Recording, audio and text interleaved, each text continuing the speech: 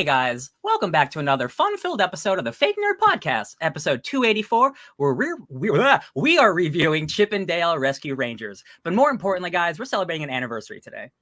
5 years ago today, the Dark Universe was born. And I just need us all to celebrate because we got Russell Crowe, Tom Cruise, Johnny Depp. All those things definitely happened. Javier Bardem. But instead of that, no, we are here to talk about the newest Disney Plus streaming movie. But before we get to that, I'm joined by my BFFs, my best friends in the world. I got Brandon T. McClure up top. Hello. I got Ugly Sonic himself, Ben Magnet. What do you mean? That came across on audio good enough. And I got my partner in the flesh, Sparks Woody. Hello, here. I'm in the flesh. Audio listeners wouldn't notice the difference. They can feel it in their souls though when they listen. They might know like our audio's from the same source. It's true. Welcome. You guys are together again. Together. The old gang. Together until we're not. Until then we are again. This is the way of life. Hi, Grayson. Grayson's in the chat, Ben, if you want to say hello. Yeah, of course I'm going to say hello. Grayson is in the chat. Sorry, I'm trying to wipe off some of my spilled beer off my finger, which, by the way, Fake Nerd Podcast, unofficially sponsored by Voodoo Child Brewing Company from San Diego, California. Voodoo Child, hopping it down by the edge of our hands. Oh, that's a good slogan. Wow. Classic Ugly Sonic move. Classic Ugly Sonic move. So I saw my buddy who does own Voodoo Child today, and he asked me if I was like, yeah, maybe we can sponsor him. Like, I would love that. And I promised him I say it on the show today. And I'm drinking the Red 5 IPA right now, which is there you go. We better get a sponsor or else we're cutting this whole bit afterwards. I could see Brandon's face as the board of the Fake Nerd Podcast being like, this was not approved. I did not sign the forms. I didn't get that memo. Wait, am I the only one on the board? I lost my key card. You tell me. I lost it. I'll make you a new one. That's why I said unofficially sponsored. That's funny. Yeah, I'm not getting paid for that. We do not have the numbers for a sponsor. Okay. Do you know what we do have the numbers for, though? Links? Links in the description below. Oh, that was awful. Still a real link for the board bit, Sparks. Chairman of the board. I don't know why that got me so bad. Okay, Ryan. Huh? You have links in the description this week because I kept forgetting to do it, and I realized, why haven't I done this? Your YouTube channel is linked below. It's true. I'm doing things now. Technically, yeah. Yeah, there are things. I should promote myself, yes. Yeah, you've done a bunch of Twitch streams that are up on YouTube. Yeah, so I use this thing called Restream, which makes it easy. I can stream on Twitch and YouTube, and then the video just goes straight to YouTube, and I don't have to edit or anything. It's just a stream. So I've been playing Batman the Telltale series, seasons 1 and 2. I finished season 1 last week. I'm doing through season 2 this week and next week. Having a lot of fun doing that. Really good narrative adventures. If you like Batman, it's a good time. I recommend, honestly, like playing those games yourselves if you haven't. But if you don't want to play a game, watch me play it. It's really fun. DJ Tony Snark all over the internet. You can find that linked below, as well as Ben. Speaking of Grayson. Yep, Grayson. He's saying reunited, and if I'm pretty sure he meant it. Because I wasn't setting you up for that. Well, too bad, because he's like, "What? Brandon is the board." Hashtag there you go. Okay, I don't like this attention. Ben. Yes. You have 2 links from Grayson Live in the description below. I do. That is the videos down below are when Grayson finally entered the lands between and finally plopped himself into the wonderful world that is Elden Ring. And that's like the first 2 or like hour and a half or so of him playing through the tutorial, going through the game, wondering, he's like, hey, there's this dude on the horse. Should I fight this dude on the horse? And I'm sitting there going, don't fight the dude on the horse, dude. You're going to die. See, always Ben, that's why people need to play Elden Ring for themselves, because people need to know that you don't fight the horse guy themselves. They need to experience that themselves. You can't be telling people everything or else they won't experience it. Because you need to know, as soon as you enter that, the first guy you see, you think you're supposed to fight him. You don't tell people you don't fight him. You don't tell people you don't fight the tree sentinel. You let them die by the tree sentinel. Technically the first person. How else, Ben, how else will they learn? Exactly. Well, technically, the first person you meet is Vare, so he's not an enemy, Ben. You can't fight Vare. He doesn't fight you. You were literally talking about never mind. He said the first enemy you meet, right? Yes. You meet Vare, the first person. This is too much. Technically, if you know to dive down into the cave, then you fight a different enemy Exactly, first. like Grayson. So yeah, we went through Stormvale real quick, Grayson, because you're here. We went through Stormvale, and you can either enter through the main gate and die, or you can go through the side gate. And I was trying to tell Grayson, do the way you want to do. And sometimes people just want to guide you through a way, and that's not Elden Ring. That is not Elden Ring. You need to be able to explore yourself and learn the things yourself, because otherwise that's taking away the fun of the game, in my opinion. Ben, your Elden Ring links. Yeah. You also have a Go Nintendo link. I do. Oh, didn't we talk about this last week or no? No, you had something else. Another one? This is Super Mario 6. That was last 16? I thought that was last week. That was definitely last week. All right. Well, it's there anyway if anyone wants to read it to get the chance. I mean, hey, it's still a fun game. Still a fun article to read, so I would definitely say check it out again if you haven't already. I thought I got confused because I thought last week was your review. That was weeks ago. I don't know what happened. Yeah, it's all good. No worries. I have 2 links in the description. I did not get my Infinity Saga piece done in time. My parents have come into town, took up a lot of time. So, but I was able to get some screen rant work done.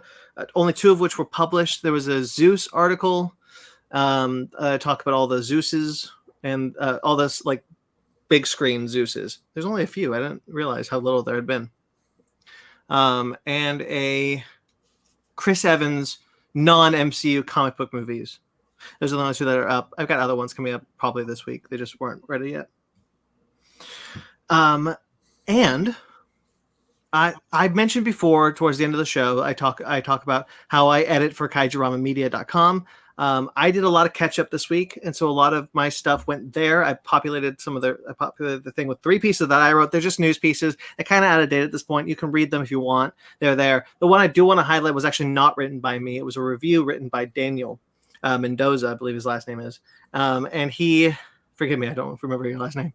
And he wrote a really great review for Pacific Rim: The Black Season 2. I had the pleasure of editing that and then putting that up. The link for Kaijurama Media, that news, the news page that I edit, that's up there with like everything I've written for them, and some other pieces that I highly recommend you guys checking out. So if you guys want to check those out, that's linked below. Also, besides playing Batman, I'm doing an Iceman X-Men Elden Ring build. So the first stream of that is up. When I beat the game, Sir Robert Drake of the Frost, excuse me, God-given name. So once I beat the game, I'm gonna compile it into a fun video once that's done. So if you want to watch the progress, that streams up, or you just want to wait for a month and then the full video will be up. Very cool. And Ben, final link for you. There's a Basement Arcade pause menu that went up this week. Yes, there was. I sat down with my buddy Super Nintendo Bros, and we just talked about Nintendo for an hour, for almost 2 hours. It was a great time. Definitely go listen to it. Hell yeah. That has returned. And the Fake Nerds Watch for Star Trek Strange New Worlds, the 2nd episode, that's linked below as well. That went up this week. The 3rd one will be recorded this week. Again, I got delayed because of my parents. It's all their fault. Like that. My dad's old. I shouldn't say that. Okay, that's all the links below. Please check all those links out. We're really proud of our stuff. Yeah. Who wants to go first with their week? I'll do it because it's very little. Because I've just been playing Batman and Elden Ring. The thing that I mostly did was I got back into. There's a video game that's out now called the Evil Dead video game, and I was someone who thought I watched everything Evil Dead related, but then I forgot there's a TV show, and I stopped watching that TV show. So I'm almost done with season 2 of Ash vs. the Evil Dead, and that's a really, really, really good time. That is so much fun. I'm not gonna say it's well written, but it's a lot of fun. It's so funny because when you think of like Evil Dead 1, Bruce Campbell isn't that. Ash is not the womanizing sexist, like it bangs everyone. Like he turned into that character from 2 on. So it's funny to have some like revisionist history of like back when he was a kid, he was that way, and his dad and stuff. But they do a lot of really good stuff with the town that he grew up in. Everyone thinks that Ash just killed all of his friends. They don't believe any of the demon stuff. So everyone just thinks he's a mass murderer and no one likes him. So that stuff's really fun. And some of the demonic stuff, his car gets possessed for 2 episodes. Some of the coolest car special effects I've ever seen in a show. Like it turns into like basically like a bull where it puffs out smoke and it like goes up and down and like its hood goes up and down. It's like a living animal. Really good stuff. Lucy Lawless is in that show a lot more, and she's so good. She's so I think good. I stopped after the first season. Also, I don't think I continued after. Yeah, not for like I like season 1 a lot, but then just things happen. I just didn't catch up. But it helps that they're 30-minute episodes, and anytime there's a show that has 30-minute episodes, it's so much easier to binge through it than hour-long episodes, just because again it's double the length. Sure. So I'll probably finish that in season 3, probably soon, because again those are pretty fast. Yeah. Besides that, I played some. Got back into Fortnite. I'm like level 67. I just really want to get Doctor Strange.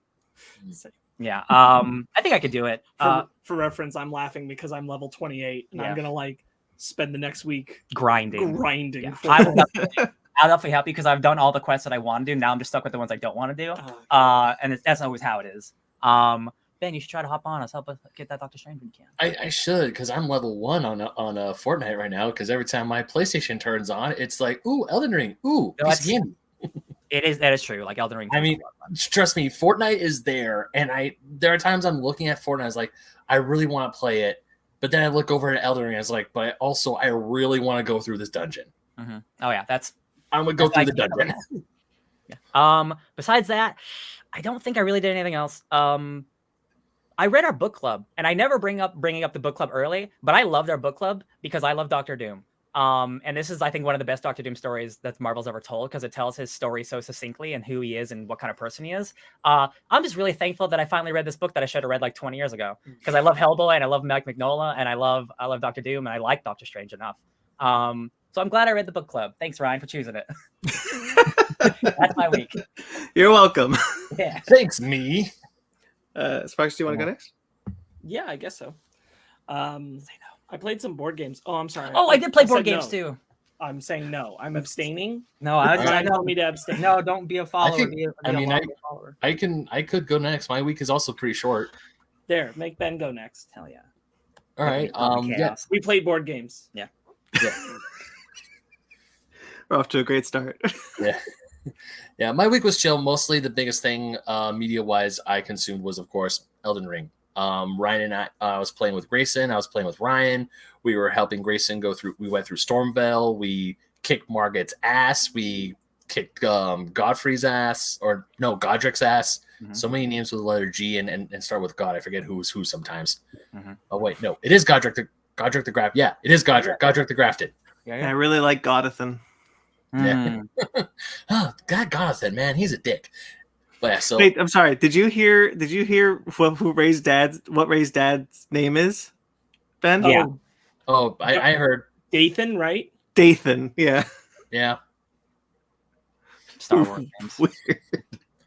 All right, anyway, sorry, Ben. I'm sorry. Of course, his dad's name is Sheev. I mean, what do you expect? Yeah. And Grayson says I learned what a suppository is, which I honestly did not know until we were recording because I went to his house yesterday to record more Super Mario 3D Bros. Super Mario 3D World, which is going to be out soon. So woohoo for that. I don't want to know the rest of this story. Neither do I. Yeah. Just to say pizza to drugs. Mario suppositories. It's a thing. I'll show you later. All right. Anyways, video game wise, Elden Ring, Super Mario. Other media wise, it's just essentially the book club and the movie we watched, and we'll talk about that later. But yeah, Elden Ring is still a fantastic video game. It's absolutely amazing.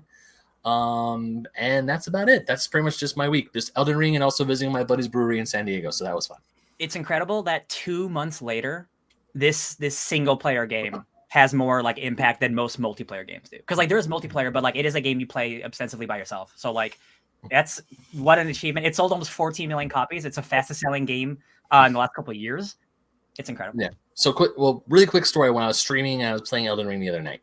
So I was playing Elden Ring, I want to say on Tuesday morning for my stream, and I summoned the guy in because I'm in the capital city next to the Year Tree, right?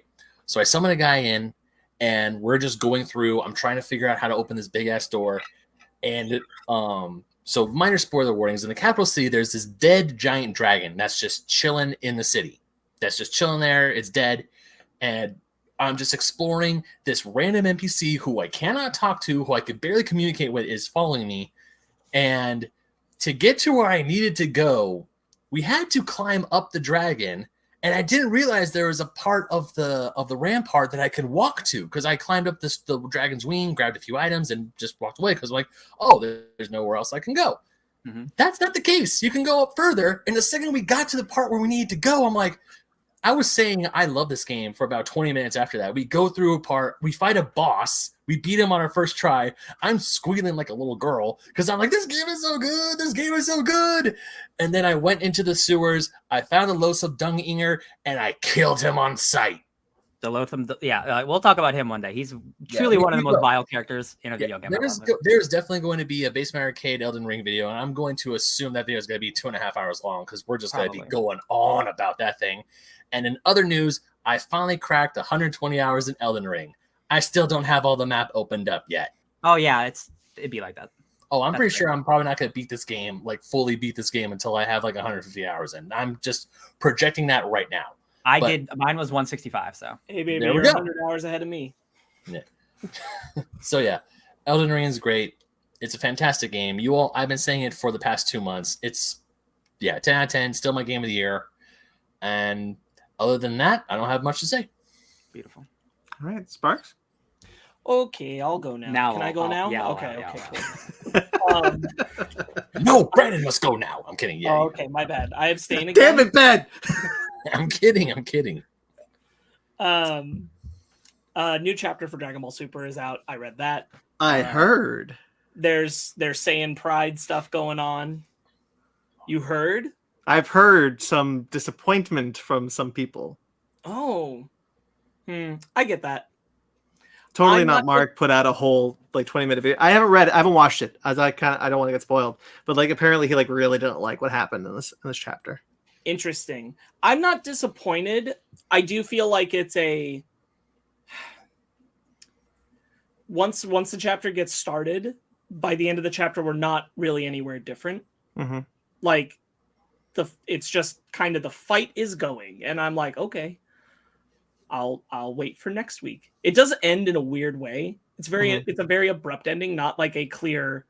Usually there's I don't want to say cliffhanger because I think that's too extreme. Not every manga chapter ends in a cliffhanger, but it ends in a moment where it's not just a random page. It's like a moment, and this kind of felt like just like a random page end. Yeah, and that was a little odd. Odd duck. I'm still occasionally watching Craig of the Creek, catching up, doing that. I watched the 3rd episode of Strange New Worlds. 3 for 3, Brandon. I guess it's gonna stick. Nice. So I enjoyed it. The latest episode was really great. It's a really good episode. Liked it. It's a very good episode. I like the show. I have listened to all 6 episodes of Batman Unburied. Oh, I was going to start that this week, and I forgot. That is, for those who don't remember the podcast, where Winston Duke is Batman. What is it on? Spotify? Yeah, Spotify. Okay. I listened to all 6 episodes of that, and there's a lot I like. There's some stuff. I want to be so clear here. Sometimes I think the writing isn't very good. Mm-hmm. Sure. And sometimes that means that the voice actors who are giving pretty good performances otherwise are giving not so good performances. And maybe it's just because the writing's bad. Mm-hmm. Yeah. And it's like there's not a lot new here. You've encountered pretty much all these beats, most of them in some kind of Batman story before, or some of them in any detective story before multiple times. So there's a little bit of things getting a little too rote. So if you're familiar with Batman, there's nothing new. In some cases, if you're familiar with detective dramas, there's sometimes not a lot new in some of the episodes. Okay. There's some stuff that's so standard that I'm like, yeah, all right. The performances are usually good enough to carry it. Sam Witwer plays the Harvester.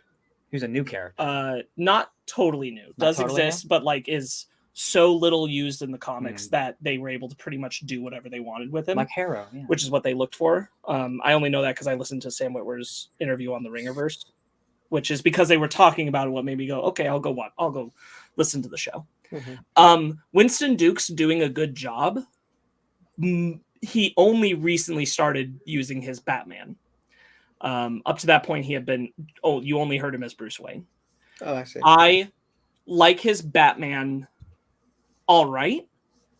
I like his Batman better in conversation than when he's like just saying a phrase at an enemy. Yeah. It gets a little close to the Christian Bale territory when he does that. Mhm. But this is mostly based off a single episode that he's done the Batman voice in. I really like him as Bruce Wayne. I don't know full like no idea. I listened to it entirely through my car. Everybody else came out great. For some reason, half the time Winston Duke sounds like he's at a whisper level compared to everyone else on the volume. So I was constantly like turning up the volume when he talked and turning it back down for everybody else. Yeah.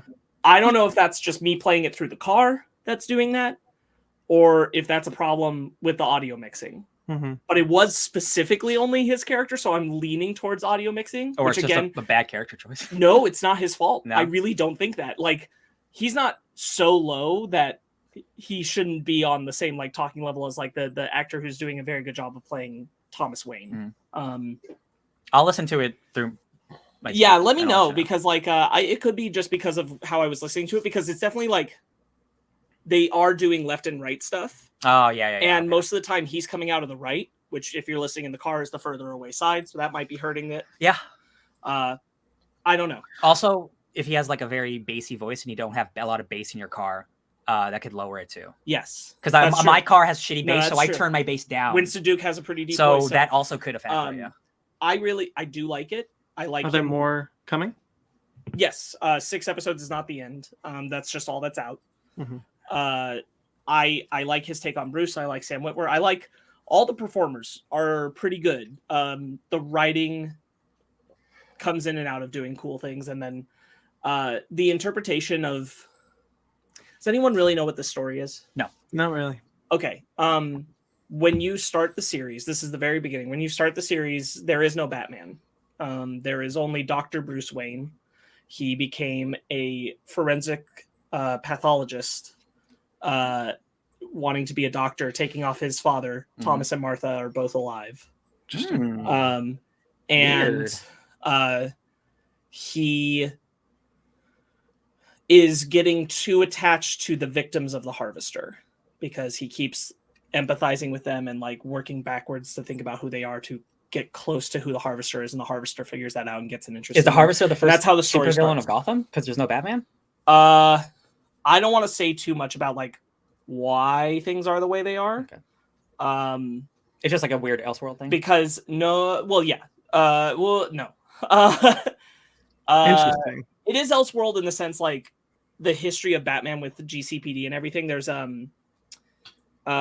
history with the GCPD and Gordon and the Riddler and Barbara that is new.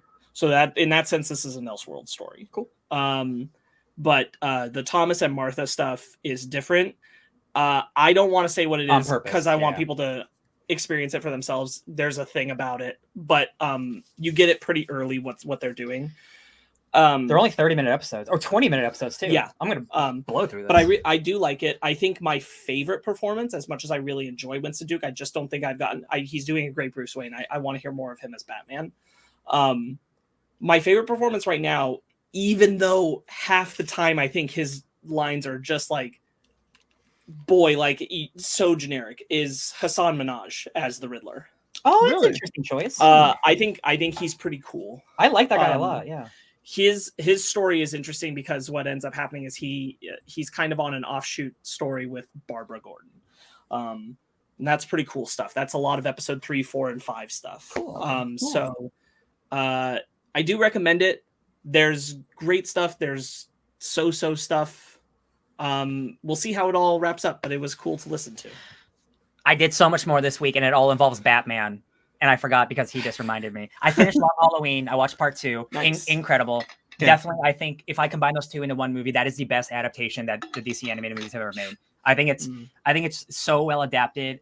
I think all the voices are great. I think Josh Duhamel, who's a guy, he's from Transformers and other things. Yeah. I think he's really good as Harvey Dent. And his Harvey Dent gravelly voice is really good. And I'm like, yo, bro, you might be like a voice actor and you don't even know it. I thought he was really, really good. I'm glad you brought that up because this is one of the things I was thinking as I was listening to Batman Unburied is I'd almost rather that like this, at least right now, 6 episodes in, and I don't know how many episodes there still are to go.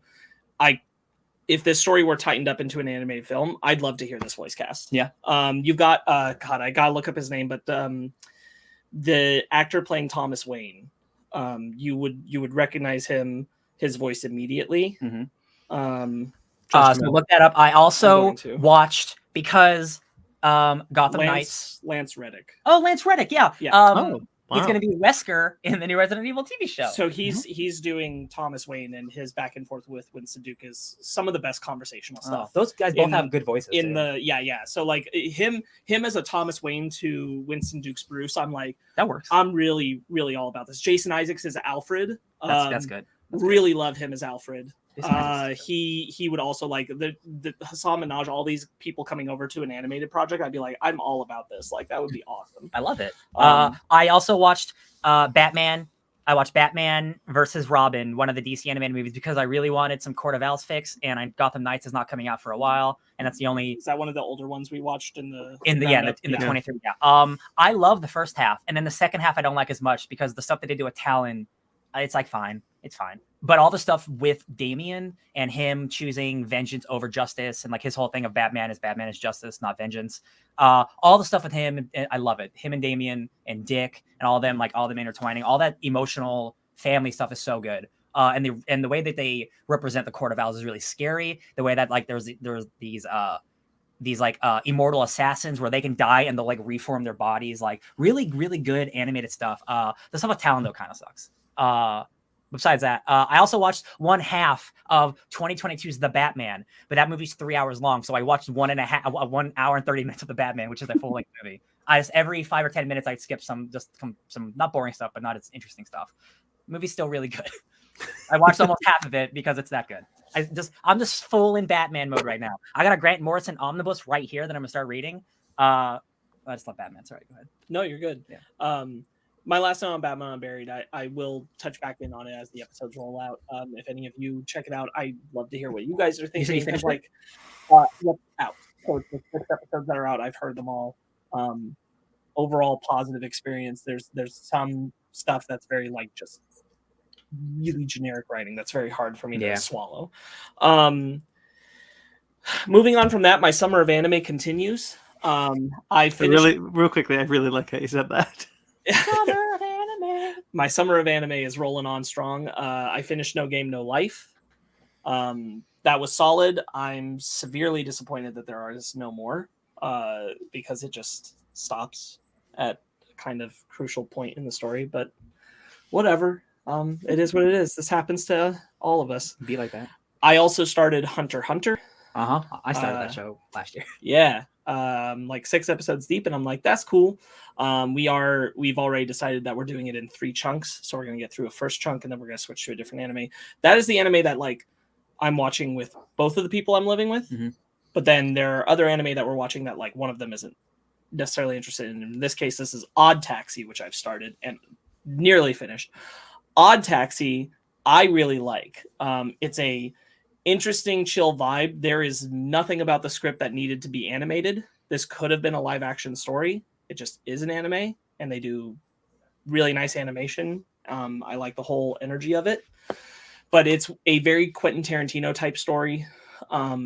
It's very much a crime story that's based around a taxi driver, and he is just kind of a guy who's just trying to do his job and get by and get along. But because he's so casually good at engaging with people constantly want to tell him things, and because people find out that people tell him things, more people want to come and seek out information from him.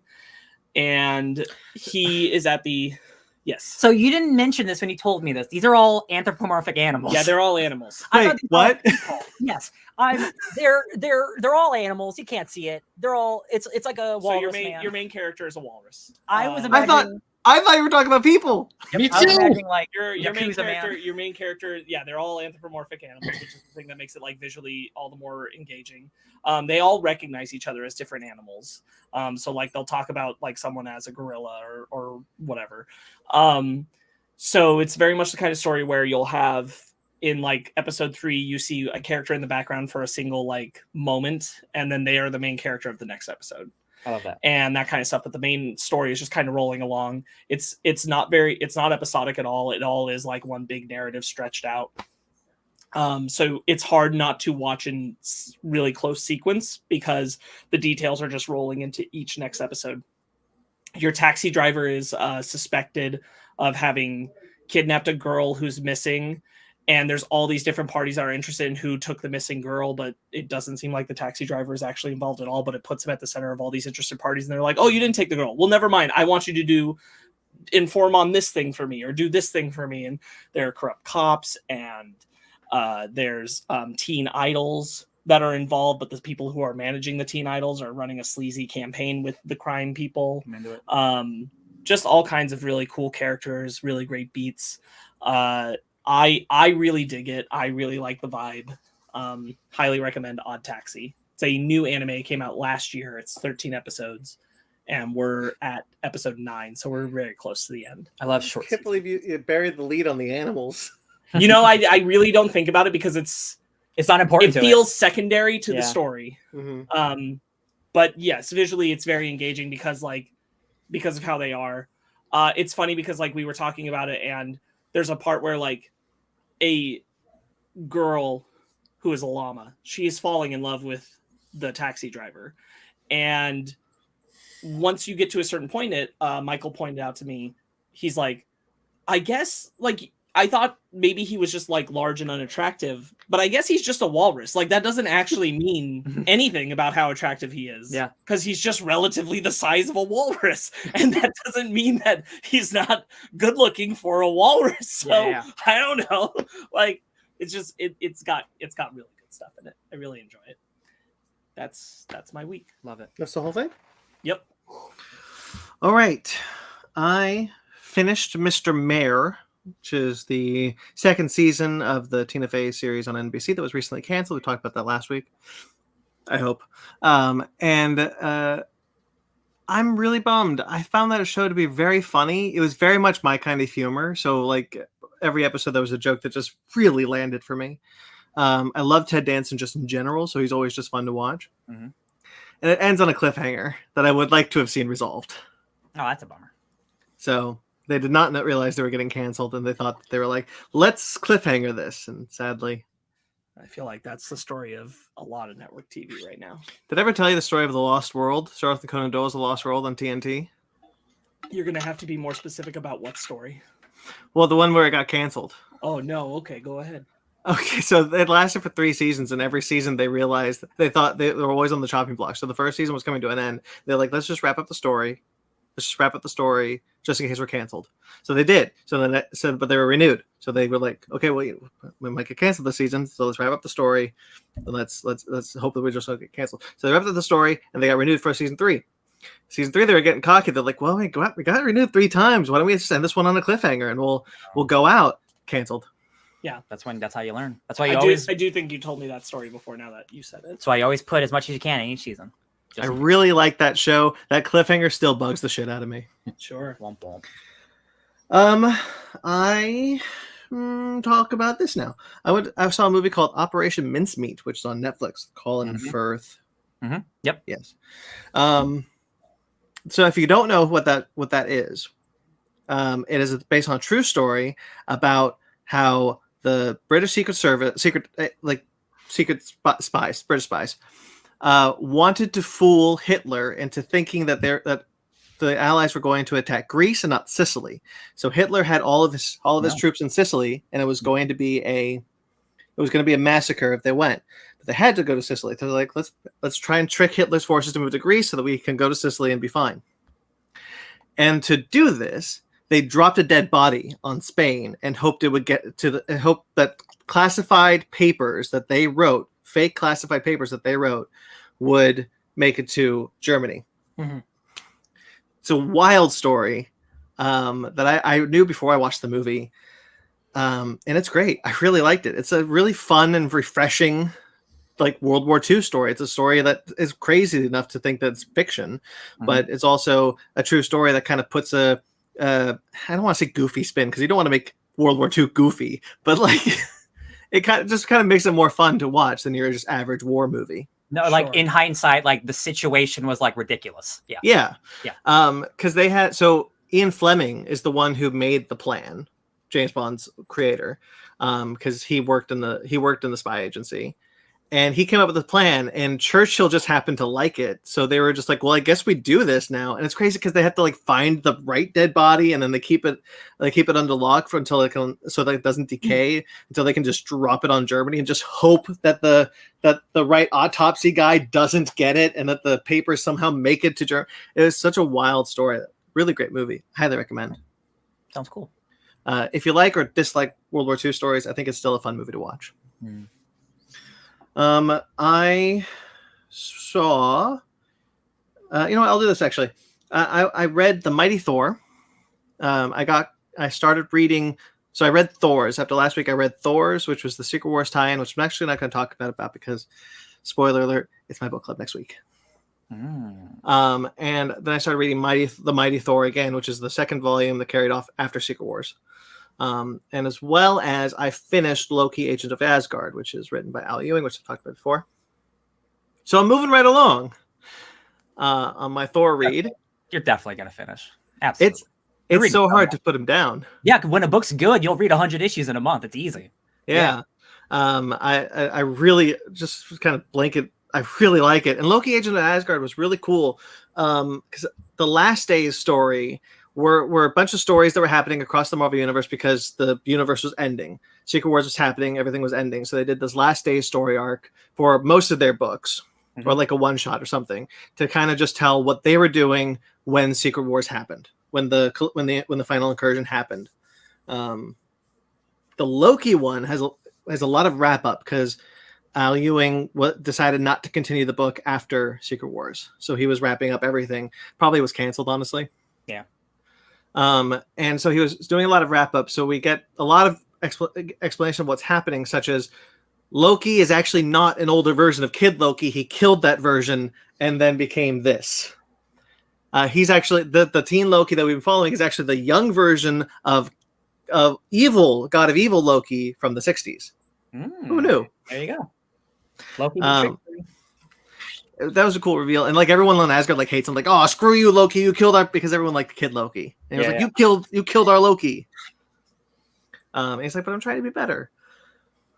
Then Secret Wars happens, and the last few issues take place during Secret Wars. And in order to do it, so there's been King Loki, which has been around this book. He's the future version of the Loki we've been following, and he wants to kind of make everything what we've seen in the Jason Aaron King Thor book. And so he like wants to speed that up because he's like, that's where I'm from. That's great. I want to do that, but quicker. But he skips to Secret Wars on accident. And so like everything is ending. Like everything is ending. It's the death of everything. If you remember Secret Wars. And King Loki is like, I don't want to do this. I'm going to start a Ragnarok. So he resets the cycle of Ragnarok by killing Balder the Brave and freeing Jormungandr from hell. And I'm just like reading a mythology book all of a sudden. And it was so insane to just be like, we're just doing a Ragnarok. Sometimes you just got to do a Ragnarok. A little one, just a little one. Yeah, and there's a lot of really cool stuff like Hel, Tyr, and Hela, Tyr, and Loki on Jormungandr. And so like, because the whole thing is like, we'll kill Thor with Jormungandr because Jormungandr kills Thor in Ragnarok. But like Thor's not part of this. He's doing something else. She's doing something else. And so like Loki thinks he's going to survive if he does a Ragnarok. And so like Asgardian forces are fighting, and then like as one Asgardian dies of fear, like he like not dies of fear, but he was scared on the battlefield, so he died. He switches sides instead of just goes to hell. He just switches sides and wakes up on the evil side and just turns into a zombie.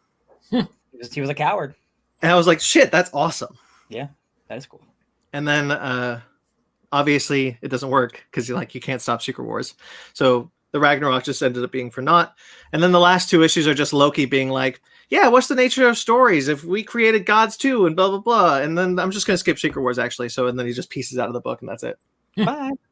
Like, he legitimately says, like, I don't want to do this, whatever that is. I don't want to do that. I'm gonna skip that. Probably smart. He doesn't, I don't know what Loki would do against Dr. Doom. Yeah, right? But yeah, that was a lot of fun. I really liked that. So I finished that. Read Thor's, which I won't talk about, and the Mighty Thor. So yeah, I'm moving right along. Have you got to the Mangog yet? Not yet. It's in the volume I'm reading though, because I started volume 3. Cool, love it. Okay, then I watched, because of a review that I had to read, I was like, oh shit, I should watch the show. So I read Pacific Rim The Black. Nope, I watched Pacific Rim The Black Season 2. That's the last 7 episodes those are words. I watched the last 7 episodes of the series.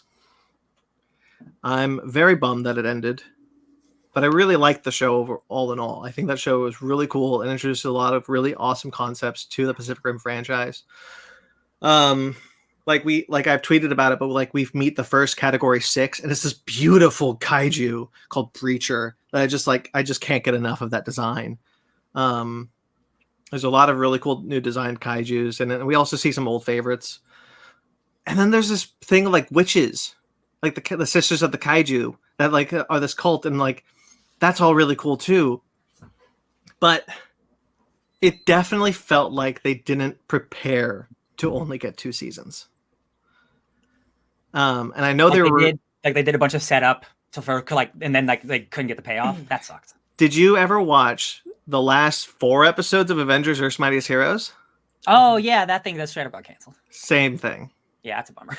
Where they got the heads up that they were ending, but they weren't prepared, so they just kind of wrapped up every storyline that they could in quick succession, so that we can just wrap it up with a bow. We're done. Like we can be like, okay, we did a story.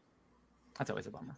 And that's a bummer. That's really a bummer, because I was like, you could have explored any of these concepts for a whole season, because they're only 7 episodes. They're really easy to get through in a night. And I was just like, wow, this is a really cool idea that we're just kind of, okay, we're done with that. Okay, this is a cool idea. Okay, we're done with that. I'll be honest, like I've always been interested in watching that show just because I like Pacific Rim. But like when you say that there's kaiju witches, that's when I'm like, that's when we start getting into the deep cool shit. When you got like humans who like worship them and like maybe get powers from them, like drink their blood. That's where I'm coming in, baby, like cult shit. But yeah, they've got a really cool. I mean, we get an ending for it. We just don't really explore it. We don't really take the time to like really dive into why or how these sisters ended up being like this, because they were human, and now they're not. And then they have got there's this boy you see in the trailer who can turn into a kaiju, and they call him like the kaiju messiah. Ooh. And the way that's wrapped up is actually unsatisfying. And there's still things out there, and man, there's one thing that I thought was going to be a joke, but it ended up being so sincere, and I can't say it because of spoilers, but it was insane. Mm-hmm. But all in all, like I know I'm being kind of negative on that, but like I really like the show. It's a really great follow up to Pacific Rim, and Pacific Rim Uprising. It's doing some really cool stuff, and I'm really sad that it didn't continue to just do that really cool stuff. Yeah. So read the review. I agree with the review mostly. Linked below. Is there anything else I want to say about that? No, it's fine. I watched another movie called Downton Abbey: A New Era. Is that the new one? That's the new one. The cinema is coming to Downton. If you have been following my journey, I got really into Downton Abbey before the first movie, and I successfully did, and I was really excited for this one, and it's better than the first movie in almost every way. This movie was fantastic. Love it. This was the Avengers of Downton Abbey, and I mean that in a lot of ways. How old is Dame Maggie Smith's character? I did the math. She's about 98. Okay. I'll tell you what, though. Doesn't matter anymore. Something happens. Time travel. Well, no. It did not turn into a sci-fi show all of a sudden. It's a little bit of a bummer that they like couldn't use like grand sets and things because of like COVID, and you can tell they're just like, we're filming inside the Abbey because of COVID reasons, and we split the cast so we're not dealing with too many people. I really like the new inclusions. I really like that movie a whole lot. Yeah, honestly, it might be one of my favorite movies of the year. Like, it was brilliant. Like, I was like, after I came out of Doctor Strange and the Multiverse of Madness was the last time I felt like this.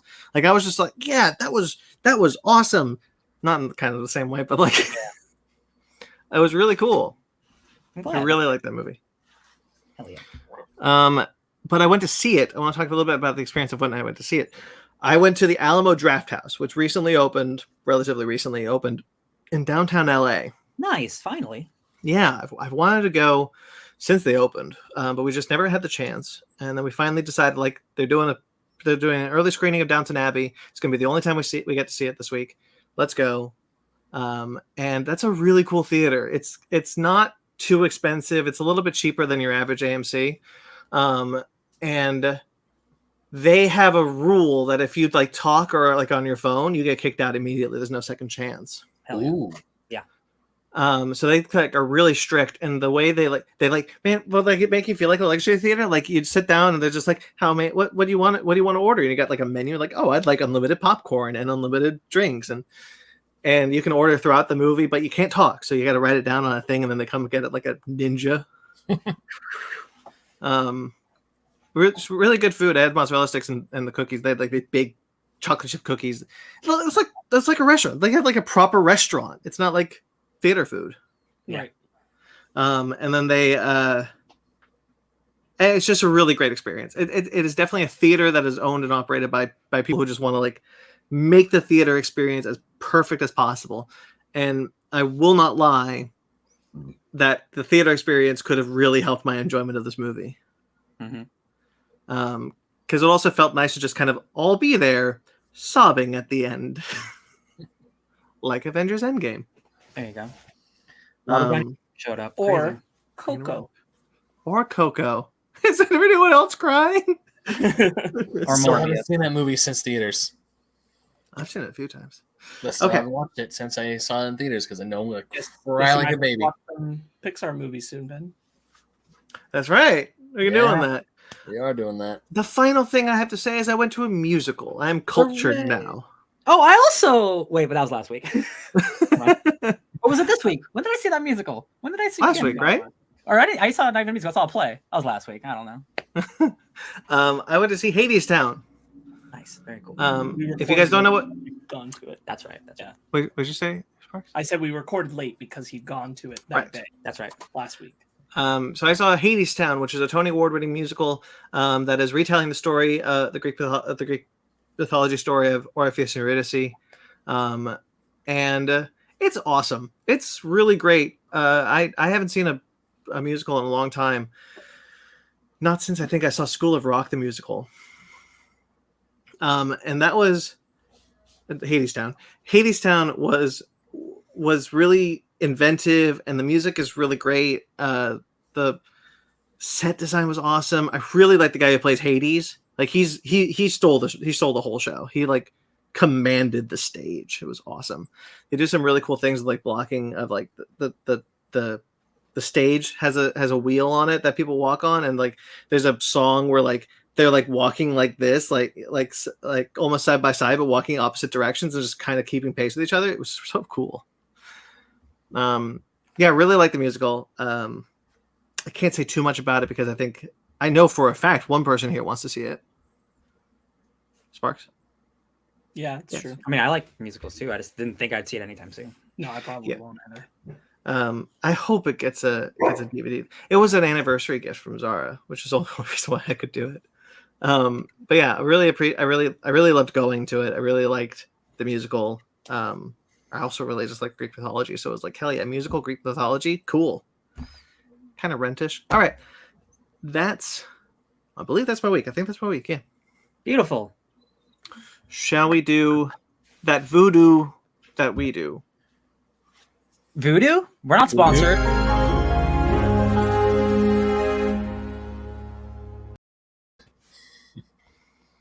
I don't know what that's from. Not the voodoo thing. The thing. What happened to Sparks? He's right here. No, he's not. Right there. It's- Sparks never went anywhere. He's been here the whole time. if he showed up, just like how you do with your green screen, I would flip. No, we don't have that technology.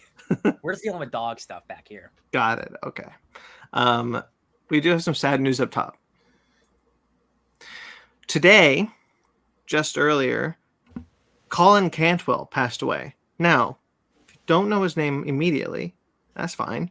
He is the concept artist who designed the Death Star and other iconic starships, such as the TIE Fighter. Ooh. He also worked on 2001: A Space Odyssey. He was the concept artist for that, and Close Encounters of the Third Kind.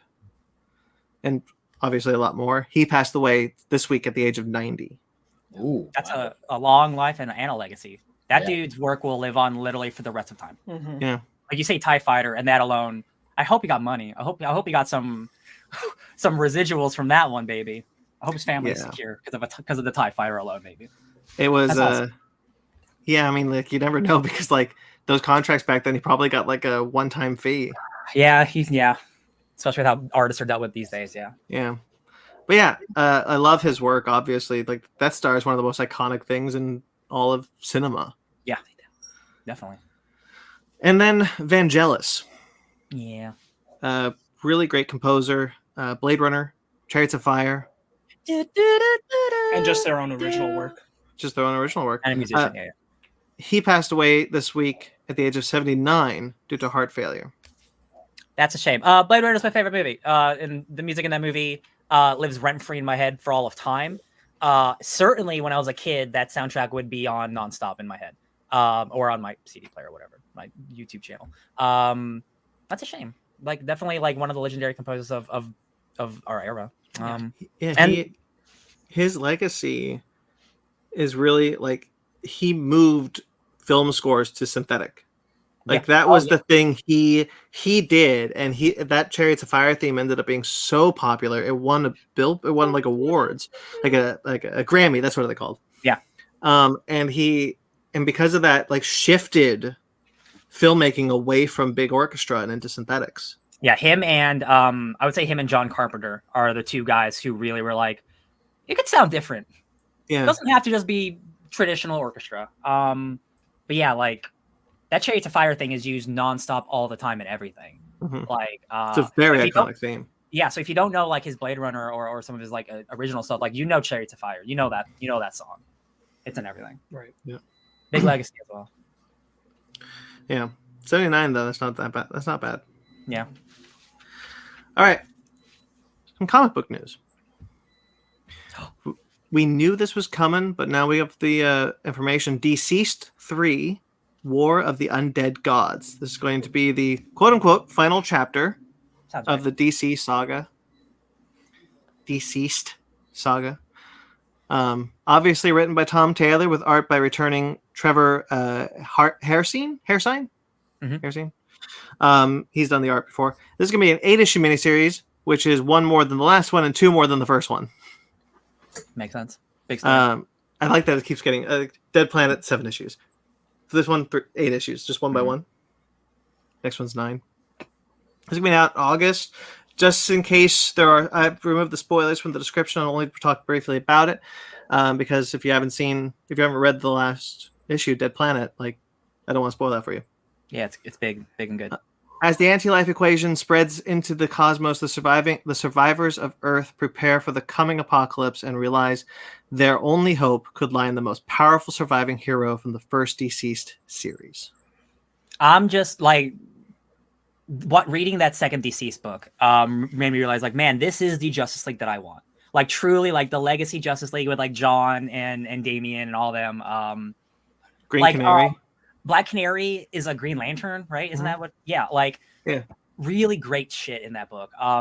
So this is definitely like, this is probably my favorite Elseworld thing Tom Taylor's done. He's done a lot of Elseworld stuff, but like, this is definitely like the most consistent and fun in taking the zombie genre and doing something really fun and cool with it, and like doing stuff with your heroes. Like, certain heroes do things that are just like, I knew the depths you would go, John Constantine, but I didn't know how far you would go. John Constantine rules in that book, especially that second book. He's insane. Cannot wait for this 3rd volume. I agree. Yeah. I agree with everything you said. I didn't know you read it. Deceased? Yeah. 1 and 2? No, not 2. Well, 2. That's the one. But I'm agreeing with you Yeah. about like the Tom Taylor building the world and all that. Yes, Tom Taylor is the king of fake stories. So it is 3, but it's actually the 5th volume. I realized I bought this, which is at Hope at World's End. I have not read this one yet. Those are the side stories. Those don't technically. Don't discount Unkillables. That book rules. I'm not discounting it. It's not volume 3 of Deceased. That's fair. Yeah, it's fine. I just said there are 5 volumes because there are 5 comics out. Yeah, really excited for that book. I really love Deceased. Yeah. Batman, One Bad Day. This is going to be a series of one-shots, 64-page prestige one-shots, each one focused on a villain. Starting in August, it's going to be Tom King, with art by Mitch Gerards. This one's going to be the Riddler. Just simply says Edward Nygma's meticulous rules and systems go out the window when he kills seemingly at random, but Batman isn't buying it. This tense, intellectual thriller sees Batman unravel as he tries to decode the Riddler's motivation. Love it. Love it. Real quick, the one bad day thing is like leading in with like the next generation with Zdarsky's Batman. And all of these one shots have, as you'll read with all of them, they're all insane talent. Like this Batman wave coming up, like I got to get a job because I for real want to buy every single one of these books. Please continue. It feels like they should have saved the year of the villains for this. Yeah, this is yeah. Two-Face by Mariko Tamaki with art by Javier Fernandez and Jordi Belair. Jordi Belair. Solicitation reads, heads or tails when it comes to Two-Face, Batman always loses. Is Harvey Dent back to save Gotham City? No. You never know. You never know. Out in September. Then The Penguin, John Ridley and Giuseppe Camuncoli. Yep. Cam Smith and Arif Prianto. When the Penguin's criminal empire is stolen by a former associate, Batman faces both Cobblepot and the Umbrella Man on the burning streets of Gotham. Out in October. The Umbrella Man. Mr. Freeze. What? Oh, the dog. Mr. Freeze by Jerry Duggan with art by Matteo Scalera and Dave Stewart. Save your sympathies, Batman and Robin. Years ago, Gotham City experienced a winter so icy that Mr. Freeze could live without his containment suit. Out in November. That one sounds fun because it's like an old story of like an early Mr. Freeze story where he took over Gotham for a bit. I'm like, that's always fun. That's always great. Yeah, you never really you don't get a lot of that the Mr. Freeze taking over Gotham. Catwoman by G. Willow Wilson and art by Jamie McKelvey with Tamra Bonvillain or Bonvillain. A brooch Selena Kyle's mother once pawned for pennies is now part of a high bid auction. The stakes are personal, and Catwoman will steal it back at any cost out in December. Jamie McKelvey's doing the art for this one, and he draws the most beautiful people in comic books. And also I already love Catwoman, so I'm all in on this event. Ben, you haven't said a word for 20 minutes. How do you feel about any of this? Nothing? No, well, I might get to one that he's interested in. If I got 3 more. Okay, I like the Mr. Freeze one to be perfectly honest with you guys. Well, how about Bane by Joshua Williamson and Howard Porter, art by Howard Porter and Tomu Mori. The man who broke the bat returns for the last vengeance of Bane. See Bane's mind, body, and spirit get ravaged. Out in January. Get ravaged. Oh, that's far away. Yeah, they're all like 1 month each. Yeah, I thought these were that makes sense. Okay. Clayface with art by written by Colin Kelly and Jackson Lansing with art by Zermanico and Romula Fajardo Jr. That's a good team. Clayface's dream was to be famous, but Gotham's stars don't always shine bright. Batman chases Basil Carlo to L.A., where Clayface is killing his way to fame. That's awesome. That's awesome. Make him the actor first. That's all I wanted. I want him to be like an actor murderer. That's so great. Me too. This is the one I'm most excited for. Yeah, and Germanico is the artist who did Justice League Dark with Ram V. So the art's going to be sensational. And then finally, Ra's al Ghul by Tom Taylor and Ivan Reis. You know his name. The bat will know his wrath. Out in March. Yeah, that's almost like giveaway. These are 64 issues, so that's like 2.5 issues of a comic for one. But so I'm glad they're not all coming out week to week because that would definitely be way too much money to spend all at once. It's interesting that it's going to be one bad day over like 6 months though. That's a long day. What's different days for each villain, right? Okay. Each villain has their one bad day. Okay, for some reason I assumed it was like Batman would be real busy. Yeah. It's like this is the longest year of my life. I thought it was an event tied to something, but it's just one bad day for each of them at any time in their life. Yeah, okay. Yeah. That makes more sense. One really bad day for Batman. Like, will Batman be dead by the end of this? Probably. It's like Batman's worst week. Yeah. It's like you guys played. It's like you guys played Arkham Asylum, Now think that cranked to 11. Yeah. Yeah, I think these are all really cool, and they got some really great teams on them.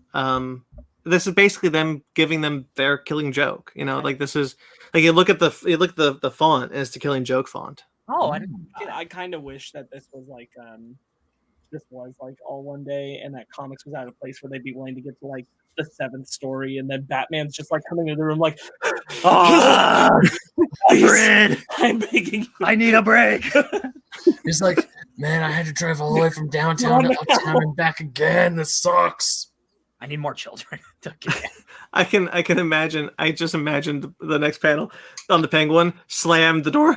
Penguin, can we not? Are you good? Give me 5, please. You get one villain story where like 62 pages are all about the villain stuff without Batman interfering at all, and like it's all carried on. And the last 2 pages is just Batman coming in and wrecking shit immediately because he does not have time. It's just he one does punch. not have patience. He's just in and he's like, I don't have time for this, and he moves on. It's like 3 panels of him a punch and then running out. No time. Yes.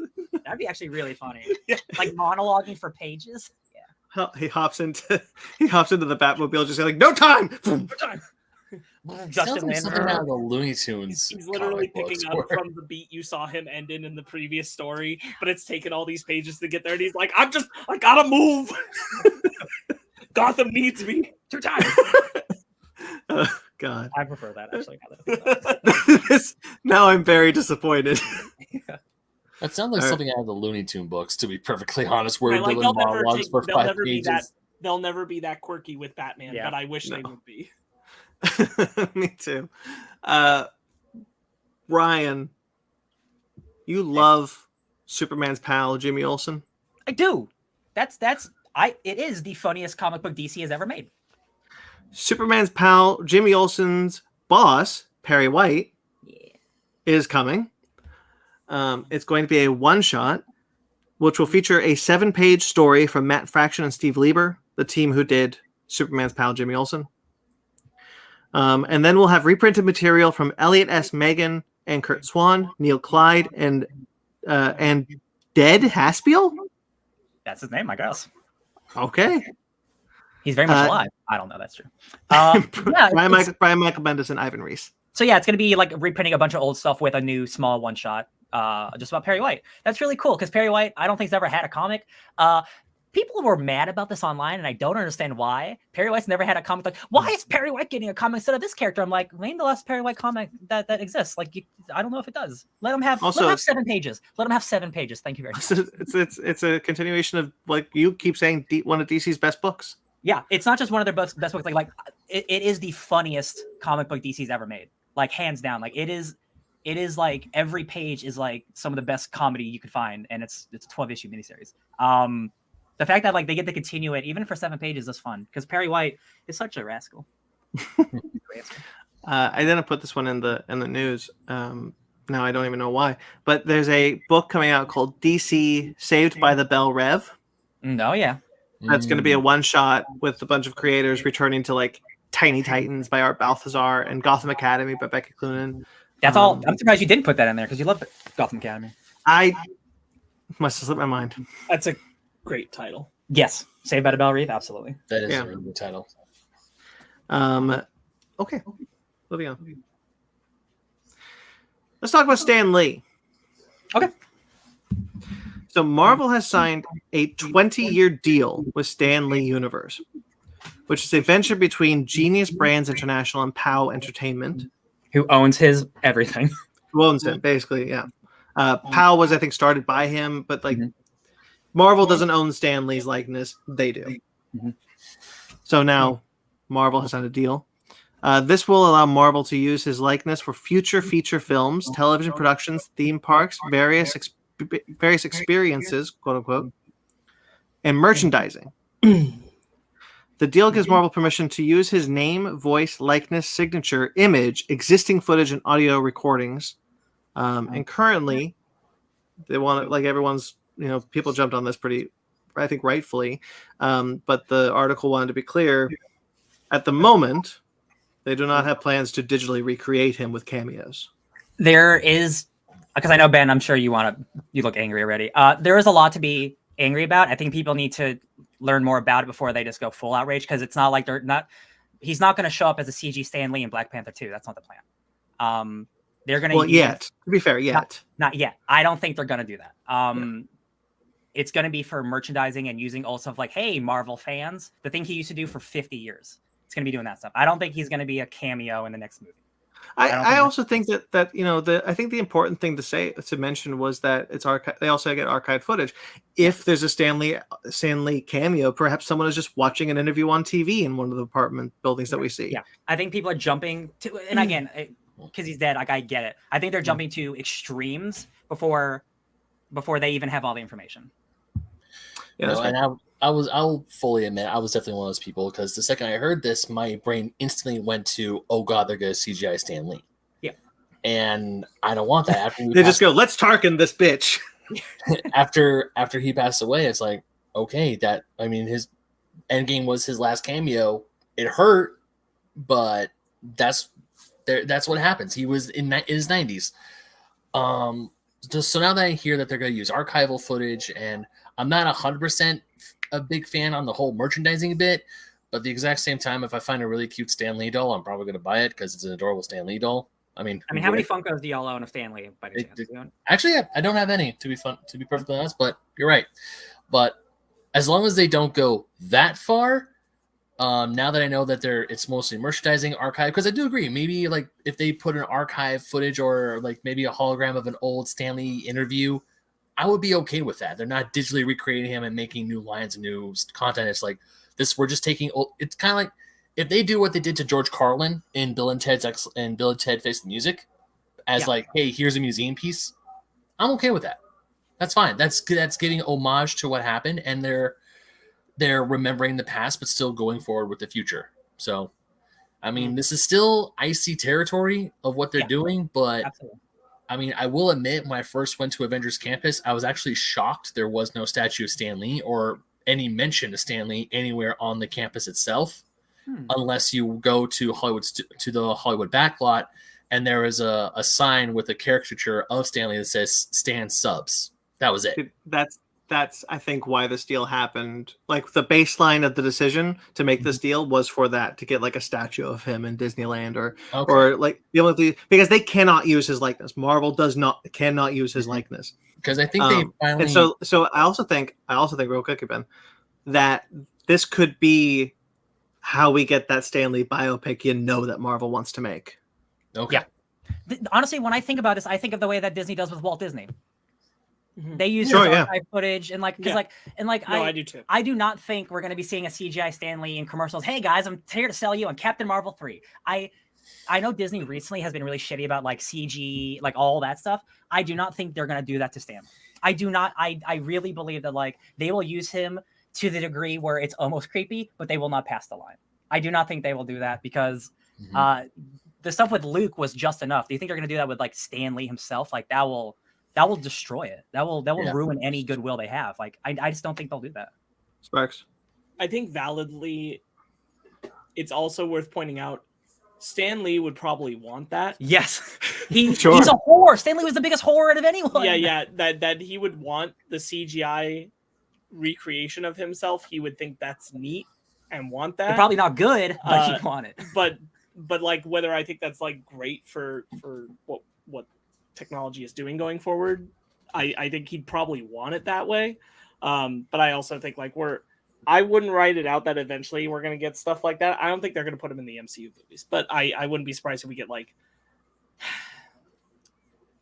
on the line digital recreations of him at like a theme park, introducing you to something, some kind of museum area or something like that. It wouldn't shock me if we get that, but I also think we're going to get the same kind of hologram stuff with Walt Disney, just like Ryan said down the line. Yeah. So like anything they would do with Walt, I think they'd do with Stan. Yeah.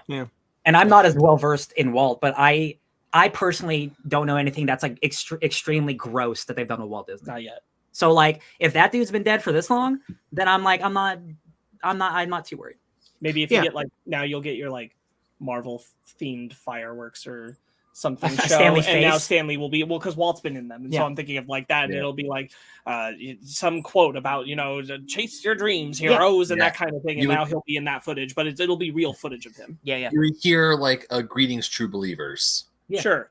right Yeah. before the Marvel section would happen. Yeah. It is a situation where Stan Lee is so important to the Marvel brand, not just because like he was the face of it, but like he helped create, like he's the guy. He is the guy, and there are other people as well, but like he is the guy. So like He made sure that you knew he was the guy. Absolutely, like he was there for every meeting. He wanted to be there. So it would be kind of weird to just erase Stan Lee and just forget that he was ever here. So it is a weird line of what do you do with someone's legacy after they die? That is a thing we have to think about, which is I think there is leading language in the articles that have been published, because a lot of them want to stir up the controversy of, they can digitally recreate him.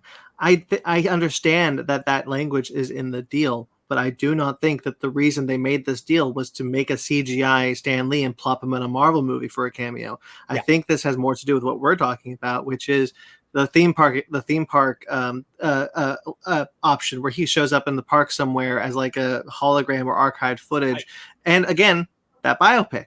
Yeah. I do think importantly, this does open the door for like non-vocal animated appearances. They can use Stan Lee's likeness to appear in any animated thing they make now.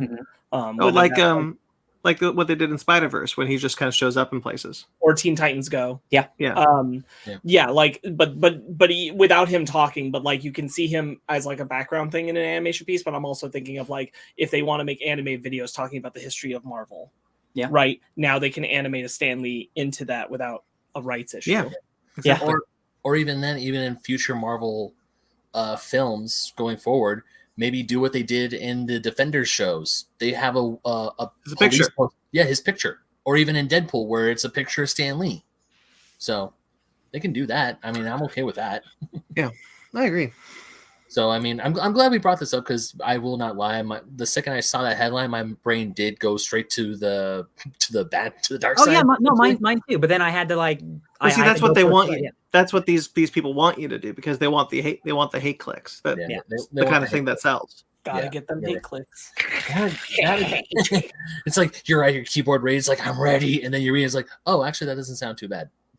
Because they did. Nobody reads the article. Nobody reads the articles. They only read the headlines. Yeah, but they did. But I will say, I'm pretty sure in Avengers Campus they did finally put like a plaque with Stan Lee's name on it in the land. So I hope so. Well, now they can use his signature. Yeah, now they could, and also they could put a statue of him, which I hope they do. All right, cool. It's a good discussion. Good job, us. What am I doing? Okay. I did it to myself earlier. That's fair. I think we already talked about this when it was a rumor, but it is now confirmed from Legendary themselves that Matt Shakman, who directed WandaVision, will direct the first 2 episodes of the MonsterVerse Godzilla series coming to Apple TV+. Cool. That's really, really cool that that's happening. Yeah.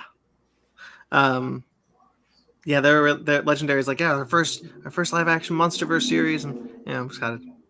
Oh, Jack Schaefer is filling. She wrote WandaVision. She's populating the Agatha Harkness show. That was another thing that happened this week. Oh, that's good. Okay. Yeah. A lot of the people who worked on WandaVision are coming over to the Agatha Harkness show. Nice. And then Ocean's 11 is getting a prequel. Margot Robbie. What'd you say? So they're calling it Ocean's 10? No. Because Ocean's 10 would be the 3rd movie in the trilogy we were supposed to get after Ocean's 8. Cancel. Right, anyway. Margot. What? It'll be Ocean's 7. Yeah, it'll be Ocean's 7. Margot Robbie will star in a prequel film. So Margot Robbie is starring in this.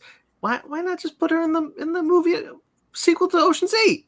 Because it's going to be taking place in like the 60s, I read, right? It's a prequel. Probably. So it's before Danny Ocean's even born or any of this. I'm just saying, don't do that. More importantly, does it need to be an Ocean's related film, or can it just be a 60s heist film? Well, we'll find out. You know what? It might have started as it's a heist film. They're like, no one wants to buy it. Put an ocean in it. Yeah. Uh-huh. We'll get John Clooney. Clooney's mama. We'll get George Clooney to play Danny Ocean's dad. Yeah. John Ocean. I'm just kind of like, I really liked Ocean's 8. I wanted to see that cast come back. Like, put Margot Robbie in that if you really want to do a Margot Robbie heist. I agree. I guess that movie just like, I know people liked it, but I guess it didn't do well enough. Or like, it didn't do well. We want to do another one, but not the same one. Yeah. I mean, this could like my mind immediately went to Cruella. So I'm like, if we can get like a cool, like, you know, like like period piece heist movie, like I'm not gonna hate it. Yeah. I'll always take a period piece. I like a heist movie. Yeah. Rick and Morty the anime is officially coming. Weird. It's going to be 10 episodes, directed by Tower of God director Takashi Sano. Oh, it's a real anime. No, yeah. Importantly, this is the one who's been making the Rick and Morty anime side clips, like little shorts that have been made for Adult Swim. Same person. Now they're making a full anime. Yes, he directed the two anime shorts, Rick and Morty versus Genocider and Summer Meets God, Rick Meets Evil. Yeah. Nice. So yeah, they did those things. I guess they... Sorry, real quick. They're like 8-minute shorts that you can check out. They are on YouTube, I believe, and on Adult Swim. I just want to see what it looks like real quick. Yeah. And they're the highest, like the highest rated thing on Adult Swim is the Rick and Morty anime. Wow. So like now they're kind of filling that into a 10 episode season 1. Yeah. And it's going to be a standalone series. So it's going to be completely disconnected from Rick and Morty, but we'll still adapt themes and events from the main show. Interesting. You can't convince me that they're not going to make some cheeky multiverse reference to them existing at some point, even if it's not like a full crossover. Oh, for sure. Oh yeah, 100%. Yeah, this is interesting. I'm so far behind on Rick and Morty, not for lack of quality, that I'm like, I feel like I'd want to catch up before I watch another Rick and Morty show. But I mean, yeah, you should definitely watch the main show. But I see nothing wrong with this person taking on their own spin. Yeah. For fun. I liked it being short, so I don't know that I needed a show. Yeah. Personally. I didn't mind them just keep making shorts when they want to. I'll be honest, this isn't as different as no, there it is. It's kind of different. No, well, I was expecting it to look more anime, if you know what I mean. Mm-hmm. This kind of looks just more like an stretched Rick and Morty. Looks good though. The animation's good. Yeah, I'm only a season behind Rick and Morty, but cool. Yeah. And then finally, Daredevil. Variety has exclusively reported that Matt Corman and Chris Ord, who did Covert Affairs and The Enemy Within, among other things, are attached to write and direct a new series at Disney+. Cool. Interesting showrunners. Yeah. Hey, well, I was gonna say the guys who made Community made Avengers, but like I like Community and I haven't seen Covert Affairs. So okay, it looked like another one of those shows that my parents would watch and I'd never watch. So this is the most experienced showrunners they've gotten for a TV show, though. That may be true. I can't. I mean, Kurtzman is experienced, but exactly, sure. So, like, what does that really mean? Has spoken the bear, Sparks. I don't know what I want Marvel's Daredevil to be. Mm-hmm. Neither do I. Especially after Moon Knight. Brandon and I lightly talked about this, and the thing is that I'm like, I would rather that they're moving forward with him not being a side character in Echo or other people's projects. I want him to have his own story. I don't want him to only now have a career appearing on the sidelines of other people's stories. Yeah, I agree. But I'm definitely like, I don't think they're unaware of the shoes they have to fill with Daredevil in particular, especially them seemingly confirming that it's continuing the story of the Netflix show, or at least picking up from where that show left things. So those characters are the same. The cast will come back. I think that they get what priority they have to live up to, and that they have to find a way to like kind of bridge the gap. Yeah. So I hope that they are up to the challenge. I feel more comfortable with this decision if the showrunner for season 3, Eric Olfson, I want to say his name is, if he was coming back. Sure, who wouldn't? Yeah. But you know, more Daredevil is cool. Yeah, totally. I just don't know, you know. It's again like I really like Moon Knight, but after Feige's comments of like we didn't pull any punches with Moon Knight, and I'm like, you didn't throw any hands, Kevin. What are you talking about? Doctor Strange actually had more grit and punch and bite to it than Moon Knight did. So like I know Marvel can do it. I know Marvel can get into that like into that, like, I keep saying mature. I don't know what other word to use besides just like, not for kids. But Well, like, Daredevil was mature, and it's Mature, going to have to take a dip. Yeah. In that It's maturity. absolutely. And it could be again. It could. I feel like no matter what they do, people are going to be unhappy. But that's kind of Marvel in Yes. general. But like, I would say take Daredevil in a completely different direction and move him to San Francisco and do the Mark Waid stuff where he's a happy hero. But I know that's not what fans want, and I know that's not what Marvel wants for their character. So it's going to be a lesser Netflix version, which can still be good, but I know it won't be to the effect that it could be, because we know we've seen it. We've seen what it could be. We've seen Daredevil season 3. I think that there's, like, there are Daredevil comics that would play in the same realm of maturity that is acceptable on Disney Plus and are good stories, and so you can do it. It's really just, will they do it? Most Daredevil stories are not soft PG-13. They are hard PG-13. Because almost every Daredevil story deals. I didn't say no. I know. I'm saying that there are good Daredevil stories that have done it, that they exist. Yes. Yeah. Not it's like what you were talking about, Ryan. Which is like, there's a specific way that they could do it that would make it conducive to Disney Plus's audience, while keeping true to a version of the character in the comics. Yeah. So like, it's possible. Just, will they? It's just, I think the bummer is like, we've seen the Netflix stuff. So they can't do that, and I don't expect them to. But it's also like, Moon Knight's not better than the best season of Daredevil. So it's like, for me, like, not a lot's better than the best season of Daredevil. Daredevil season 3 is like impenetrable in terms of Marvel television, man. And it's the type of thing where it's like, oh, I think we got the best we're gonna get, I think, which is kind of a sad thing to say, but like, I could be wrong, but I doubt it, because season 3 again, I think, is one of the best seasons of TV I've ever seen. I'd be happy if we just got something that was better than 2. 2 is very bad. Oh yeah, I'll put it this way, which is that I'm less concerned about the maturity being the thing that's the problem, and just the Disney Plus 6-episode structure being the problem. Okay.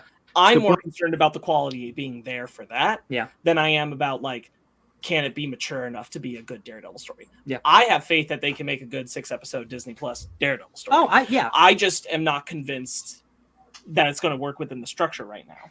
The thing that I mean is, like, there are some Daredevil stories that are not as mature. Yes. Daredevil is a character who beats the shit out of people, and he deals with Catholic guilt 24 hours a day. Yeah. And I know they will just remove both aspects of the part of that character. So it'll just be him, dealing with his not Catholic guilt? Like, I'm just trying to think, that his character to a big degree. Like, the things he's doing is against God. What? It's like Nightcrawler not being a priest. I don't know. Like, we really can't. We can't predict right now, No, because, I know. like, sure, it'll probably not be on the again. Like, I'm kind of agreeing. Like, I don't think it'll be on the Netflix level, but I'm not really thinking of the maturity. I'm thinking in the quality of the writing. I think it means something that the Defenders are accessible on Disney Plus. Yeah, they're there. Those shows have been watched. This is not something they're unaware of if they're taking on this challenge. They have sex scenes on Disney Plus now. Yeah, right. That's and Doctor Strange: The Multiverse of Madness is going to be on Disney Plus. Yeah. They are going to have to engage with this idea one way or another. And honestly, Daredevil might be the thing where they decide how they're going to break that line. Yeah. That's a really good point, because up until now, when they moved there, we're thinking like, okay, well, Moon Knight will probably be the one to play in that same space. Like, we're still in that TVMA space that we had with the just saying, not like content level or like maturity level, but like we're in this space. But then they weren't. And Daredevil would be the place where I'd be like, well, you kind of have to be in that space. You got to do something with that. You got to do something with that, or else why'd you do it? Yes, this is yes. This is what we talk about with Moon Knight. Marvel is Disney is a 4-quadrant company. They want everyone to see their movies. Moon Knight is not a 4-quadrant character.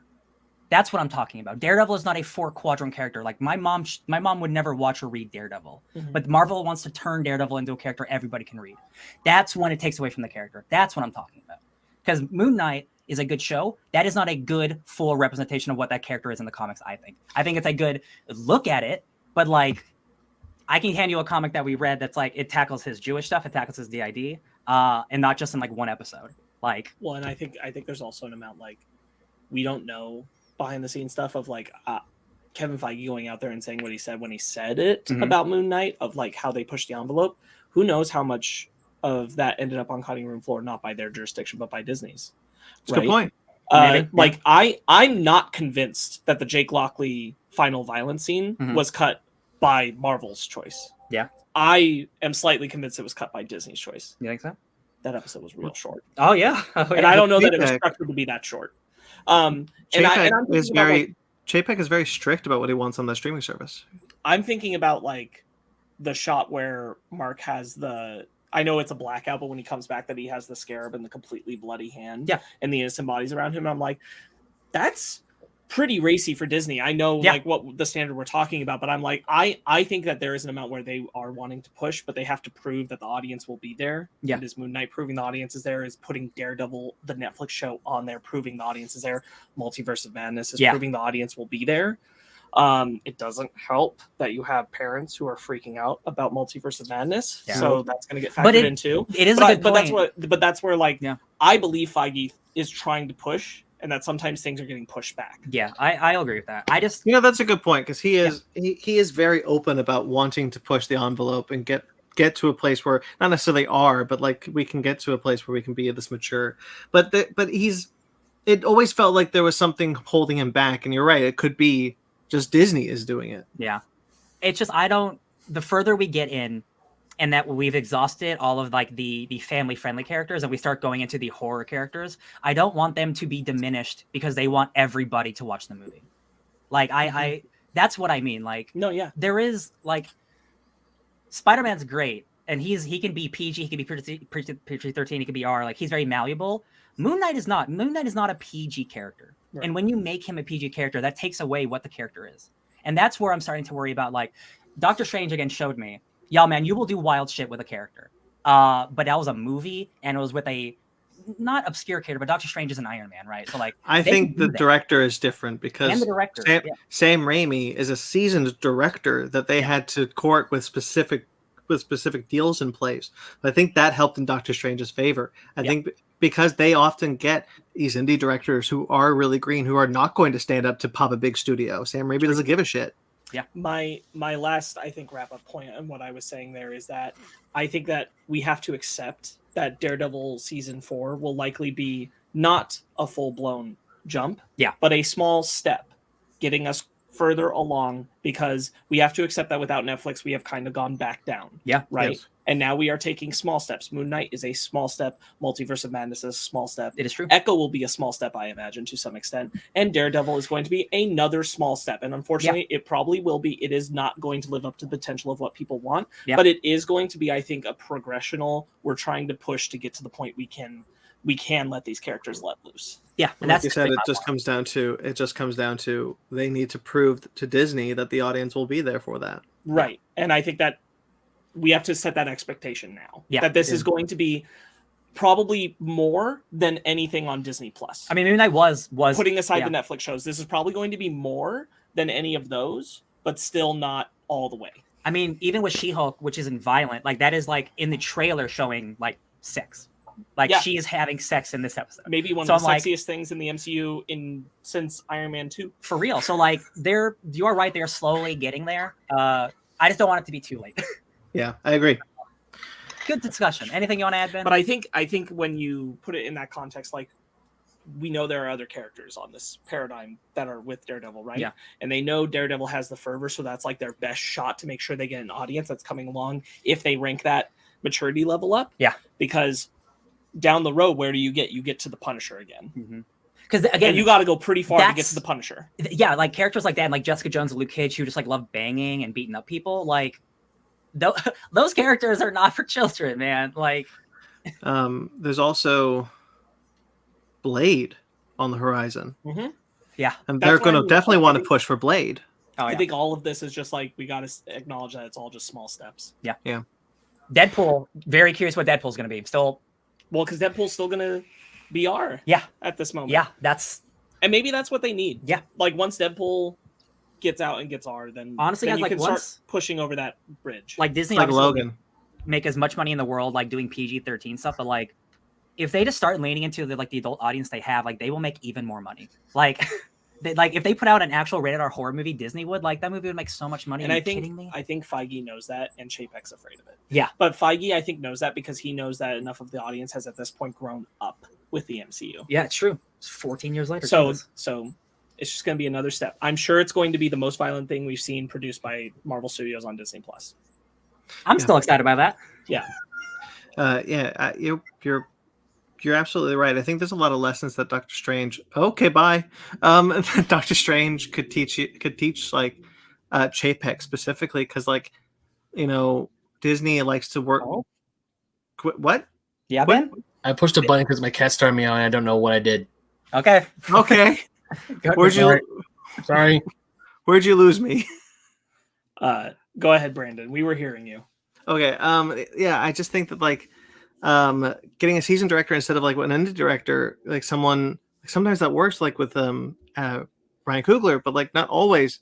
And getting someone like a Sam Raimi back into the fold, for other movies, for other projects, getting experienced people instead of green people could really help the MCU at this point. Yeah. Because I think a lot of the MCU is established. Like, it's done its job. Everyone's here. So now that we're here, like, bring the big guns that you haven't been able to do before. Well, and especially, like, once you get to the confirmation of, with Daredevil, you're saying the Netflix stuff is canon. So that's basically a sign off to go watch those seasons, because we're picking up those stories. That's saying go watch mature content. Yeah, it's true. Yeah. Again, like, all of those shows have banging in them. So, like, it's interesting that, like, yeah, that is on Disney Plus. They have to be setting that up. Like, get ready, kids. Parental, what's it called? Like the parental lock? Yeah. All Start right. hacking your parental locks. I think the perfect example that just kind of came to my head is that, like, if you took the moment from the Netflix show where Fisk decapitates a man with a car door, yes, I think you could still do that moment now in the Disney Plus Daredevil show. If you took that moment 1-to-1, what it would be now is, instead of, like, really showing you the violence of it, Just focusing on Fisk. you'd be focusing on Fisk, and you'd be focusing on, and as long as the character story stuff is there, Mhm. I think we're going to be okay. Yeah. Even if the violence becomes slightly more implied. That's okay. That, as long as the violence is there, it could be implied. Again, Moon Knight, like with the fist coming back as Jake Lockley, that works. That does work for me. So, like, I just don't want them to tone it down, because you don't have to anymore. I think we're going to go up from where we're at. I hope so. One of the things I was worried about is that maybe Doctor Strange would scare Marvel or scare Disney away from this sort of thing, but it's the highest grossing film of the year, so that's not likely to happen. Just past Batman, baby. Hell yeah. It did. Oh. What?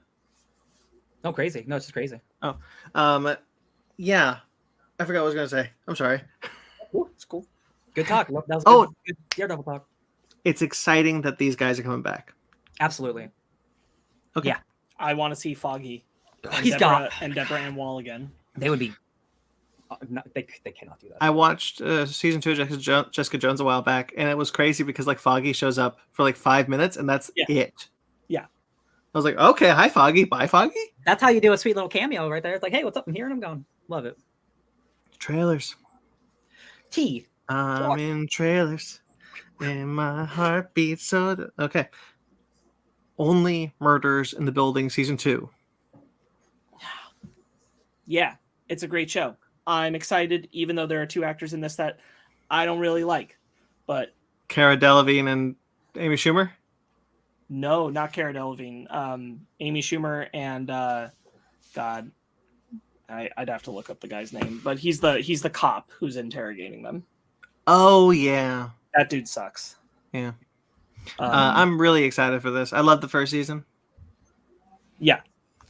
It's really cool. I really like seeing their chemistry. Steve Martin has evolved into such a funny guy. Like, he just keeps evolving with the times and just keeps rolling with it. He's such a cool guy, and watching him play off of Martin Short in this show, it's been really great. Steve Martin and Martin Short are 2 of the, like, last of like old stage comedy troupe style performers. Yeah. Yeah. And they're still able to, like, find a way to keep the spirit but always adapt it. Mm-hmm. And that's one of the reasons why that show is so good. Those 3 are fantastic. Like, I'm Even though I'm bummed about some of the new casting, I'm still just stoked for that show. Me too.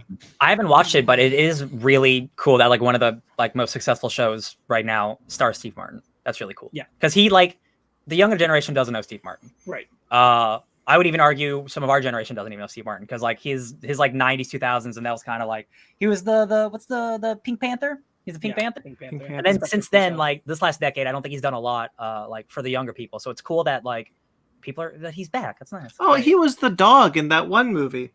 Oh, so I definitely didn't see it then. Do you remember that movie, Sparks? I know what movie. you're Marmaduke. talking about. No. There's a Christmas movie where you have a narrator at like the beginning, middle, and end. This was one with like Olivia Wilde and Anthony Mackie and John Goodman. All about the something. And at the very end, you find out that you knew Steve Martin was the narrator, but you find out that he's the dog. The dog of the family has been narrating the whole film. It's a really weird movie. It's a weird twist. And it's not the first, strangely. No. I enjoyed that film though. It's one of the better Christmas films. It's not The Jerk. No. I typed in Steve Martin dog movie. Type in John Goodman, Olivia Wilde Christmas movie. Glenn Close? No, the other one. What? Who's the wife? John Love Goodman's the wife. Coopers. Love the Coopers. That's Wow. What's bad? No, it's actually It's pretty fun. one of the better ones. Okay. Yeah. I'm stoked for this. I'm glad that Nathan Lane's back. Excited for that. Mhm. This is gonna be fun. Yeah. Multiverses. Surprisingly getting hyped about this game. So that trailer is incredible. Really cute. Batman and Shaggy have chemistry and they know each other, so that's why they immediately start fighting with each other as homies. The key thing to me about this compared to the Nickelodeon one Mhm. is that they're really like invested in all of these IP. Mhm. All of these characters, they know how they work. They want to find the most fun ways to use them. It's both in this trailer and then like the things that have been going around online. I know we both saw the Velma thing where her glasses come off and the screen blurs. That kind of attention to these characters is like what's going to make me actually want to put time into this game. I know you signed up for it and didn't get in. I also signed up. They had an open beta that was clearly not open enough for us to get in. But I did watch like a bunch of streamers play it. And it's Smash Brothers, which is not a bad thing because like if you got a Smash Brothers nailed the formula. So like yes, the thing you have to do special about is make it feel like you are playing those characters that are now the characters you can't play in Smash. They're these characters. You've got Steven Universe, Adventure Time, Looney Tunes, Game of Thrones, DC Universe, Iron Giant. It was the guy from Breaking Bad. He's not in it. That was a meme. What? No, the guy at the that was a Photoshop meme. That's not real. It looks just like him. No, it's the right art style. They did it on purpose. Yeah, it's not real. I wish it was. What I was going to say was it was surreal to see Arya Stark hop on a rocket with Bugs Bunny to go attack Shaggy and Batman, and Shaggy goes like Super Saiyan for a hot second. For sure. Unbelievable. It sounds I can't believe that Shaggy meme gets to it's canon now. He's Super Shaggy. It's canon. Yeah, it's canon. To me, this Matthew Lillard doing the voice for it. Yeah. Just one of the big things I love about this trailer more than the Nickelodeon one. I mean, the Nickelodeon one looks fine. It's a fine game. I mean, I haven't played it yet, but all the reviews say it's just fine. It's just missing a whole lot of stuff that would make it great. This one, I feel they put a whole lot more love to it. Voice acting aside, this one still looks really good with all the different IPs, all how they're all playing with each other. I lost it when the Iron Giant comes down and says Superman. I thought that was great. What's the it's 2018 and the Iron Giant is being taken out for a crossover. It's 2021 and the Iron Giant is being taken out for a crossover. Yeah. So 2022 now he's being taken out for another crossover. This is one of those times where like I don't mind it because I'm like, no, I kind of want to play the Iron Giant. That's pretty sick. I have to admit, like being a fan of Steven Universe, and there are Steven Universe video games that I like, but they are not fighting games. They are kind of exploratory games. They're very RPG based. I like them, but I've always wanted like a good action game because there's so much cool stuff that you can do with the gem powers. So you had me at the Steven Universe characters being well realized in this game. And then you add in like all these other things I love, like being able to do goofy stuff with the Looney Tunes. The fact that like you'll be able to just do wacky things with those characters, I think is really cool. The thing If that's the game's well made, then you got me. Yeah, the thing that is really cool, that the trailer, because it's a CG trailer, but if you watch gameplay, it works too.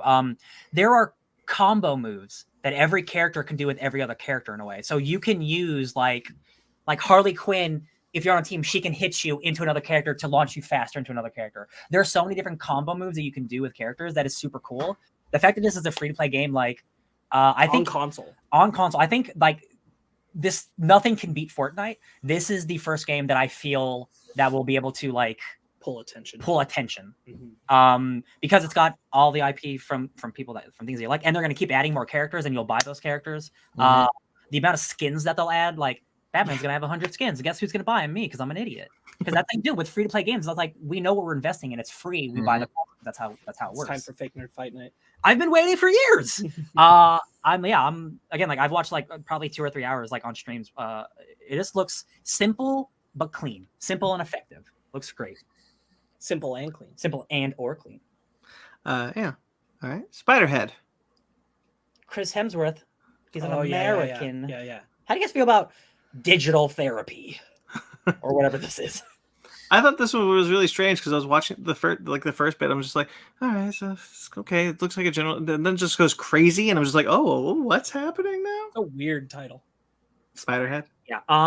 Yeah. It's like a new type of weird therapy that they're doing on people that goes haywire and makes them go crazy. They see, but they're experimenting on people, right? They're experimenting on like, okay, well, this made them very horny, and this made them very scared. So let's write that down. Let's test this. Like controlling their emotions. Yeah.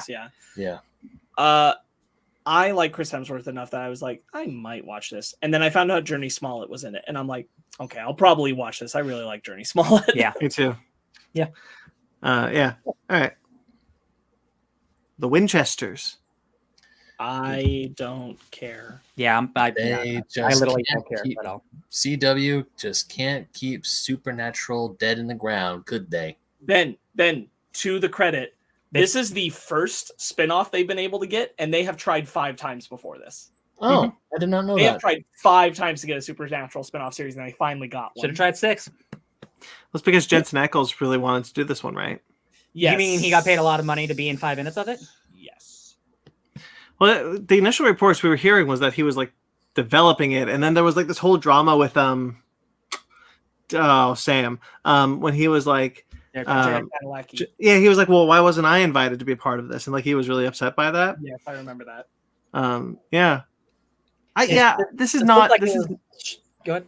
This is not what I expected. I put this one on here because I wanted to know like what we thought of it, because like when I first heard about that, I was okay, maybe you're going back to Supernatural's roots. You're not. This is way goofier than anything in the first 5 seasons. Good. Like it doesn't look of the tone of the old seasons, the first couple, which is I think in the back of my head what I was expecting. We're gonna get back to good old spooky hunting. That's where we're going. And it looked B-movie. Comedic. It looked Riverdale almost. Yeah. Yes. It looks old. We talked about it. It looks dated in the way that it's shot. It looks like it was shot during Supernatural's time. It looks like it was shot maybe during Smallville's time. Awful, dude.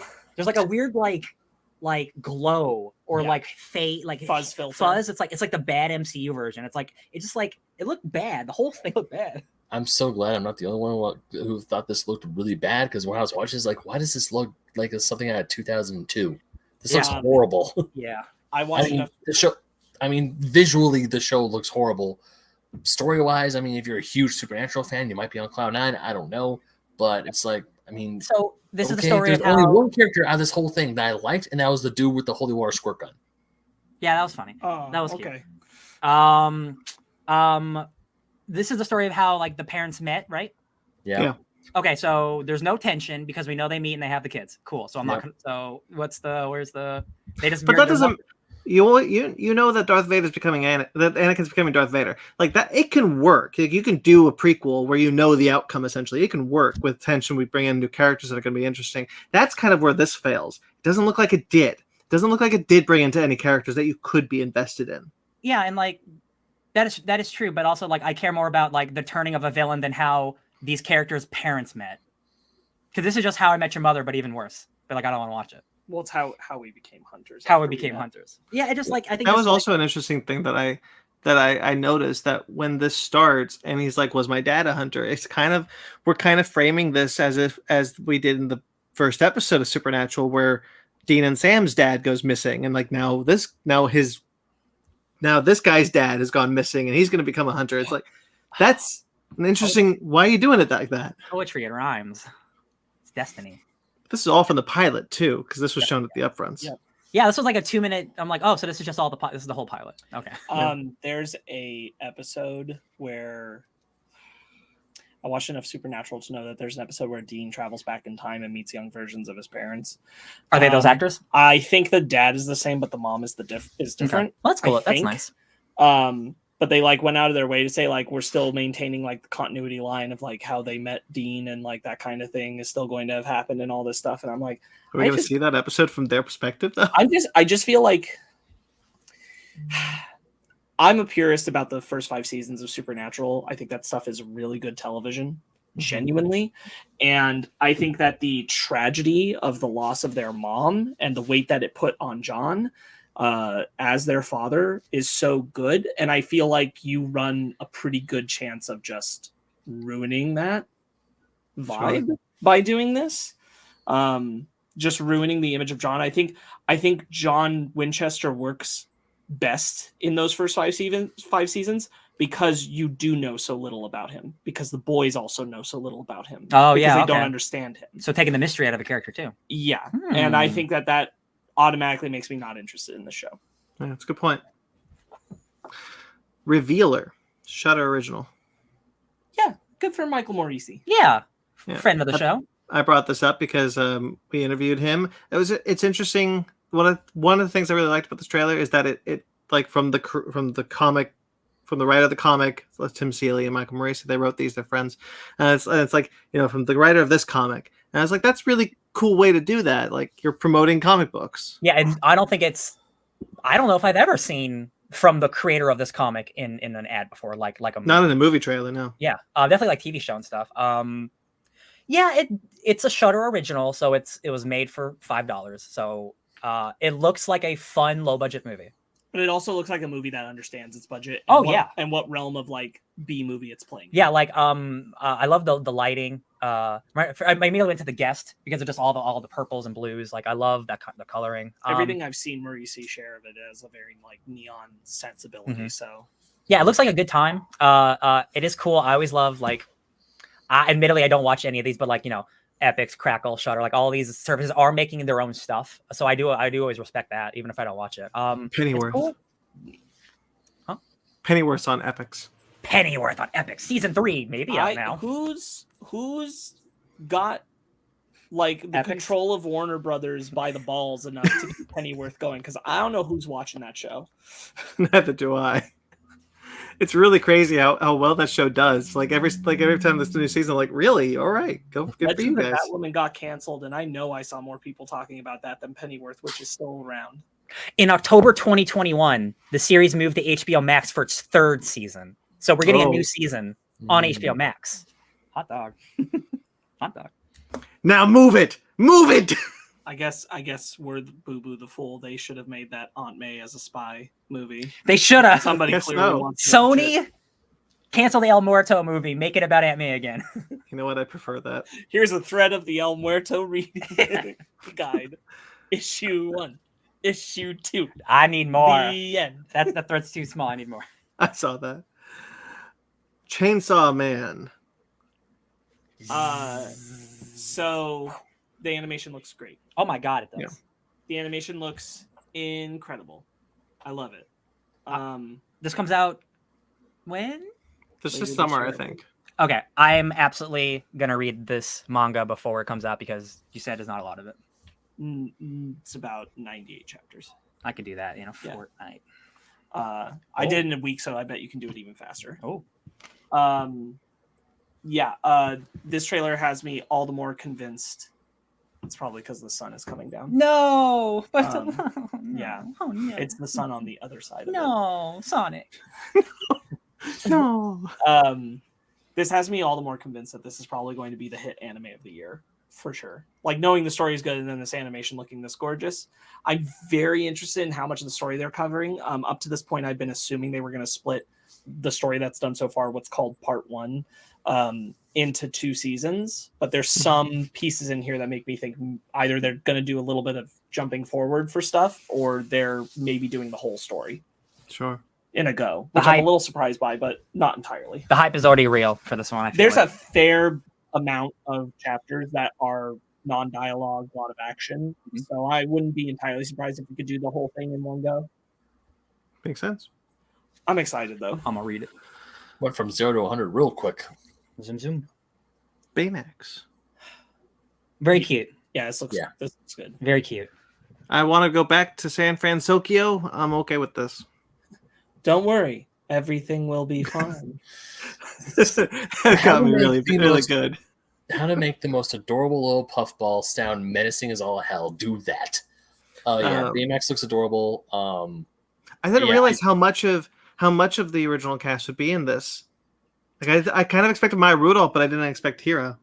Oh, I'm not surprised. I mean, everybody except the Wayans brother and TJ Miller came back for the previous Big Hero 6 show. TJ Miller is busy being a jerk.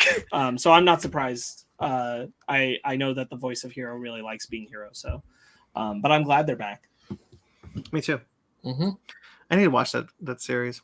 I like that. I like that movie a whole lot, and there's just more of it waiting for me. I don't mean this in a disparaging way. I'm pretty sure Maya Rudolph says yes to everything. You know, I'm pretty confident of it, and like I that's not a bad thing. Like good for her. She Get that check, she baby. gets work. Get that check. But I'm pretty sure she says yes to everything. Mm-hmm. Yeah, she appears in so much. Yeah. George Miller filmed the movie 3,000 Years of Longing. I want it. I am so hyped for this movie. Oh my goodness. I'm so glad we only have a little bit of time of longing for this movie. That's pretty good. We got Tilda Swinton. We got Idris Elba as a genie. I'm like, we got some crazy, what the hell visuals. So this was shown at Cannes. Uh-huh. And apparently, it's basically short films with the narrative of being told by either the genie or Tilda Swinton. Mm-hmm. Which I thought was really cool. And I like George Miller. I'm down for whatever he'll do. He does so few. Yeah. I need you to rewatch Fury Road soon, because I know it's been a while. Okay. Because I also need to watch Thunderdome. Yeah, Thunderdome is not nearly as good as that's the worst Mad Max movie. But I just know... I really liked Road Warrior. I like George Miller a lot. I like those 2 Happy Feet movies. I know that's a weird pull, but I think those movies are really good. And those are good movies. Mad Max Fury Road's the best. Road Warrior is awesome. Did he also direct Bay Pig in the City? Is that the Yeah, other he did. one? Yeah, He's a big because boy. you go from Bay Pig in the City to Happy Feet to Mad Max Fury Road, and now to 3,000 Years of Long. It's like, wow, you got it. And then Style, Furiosa. dude. And Furiosa is great. That's a legitimate comedy that holds up. That'll do, Pig. Bay Pig in the Pig City. That's actually the first one. That'll do again, Pig. That they nail it. That'll do big. Yeah, I'm excited. I like this. I like this trailer. I like George Miller. Let's go. The Boys Season 2 has finally dropped this trailer. That was season 3. Season 3. Like, how many seasons have you watched? Oh shit! Damn, Season how did you? Man, you did really well on our fake news watch. Not watching that season. Crazy. It's all yes and. It's all yes and. You know. I don't super remember everything that happened at the end of last season, but I think this trailer gave me an indication of everything. I'm just excited to be back. I love those characters. I love that world. Soldier Boy's here to save the day, or is he? Mostly really excited for Soldier Boy. I'm very excited to see Jensen in this. I'm so excited because he's like a plot crucial character, which is cool. Yeah, I really like The Boys. I'm really excited for this. The stuff with Homelander, where like Starlight is like, if there's something wrong with Homelander, I'm like, yeah, he snapped. There's nobody home anymore. Oh yeah, he's milking cows. He can't wait for other people. He's got to get it from the source, baby.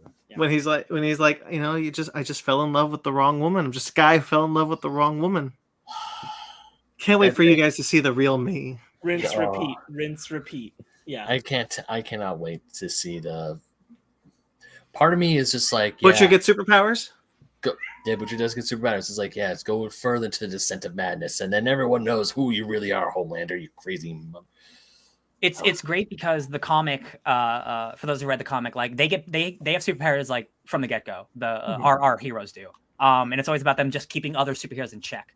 And the thing about The Boys has been so fun is like, no, they're regular people and they don't want superpowers because that, they don't want to be them.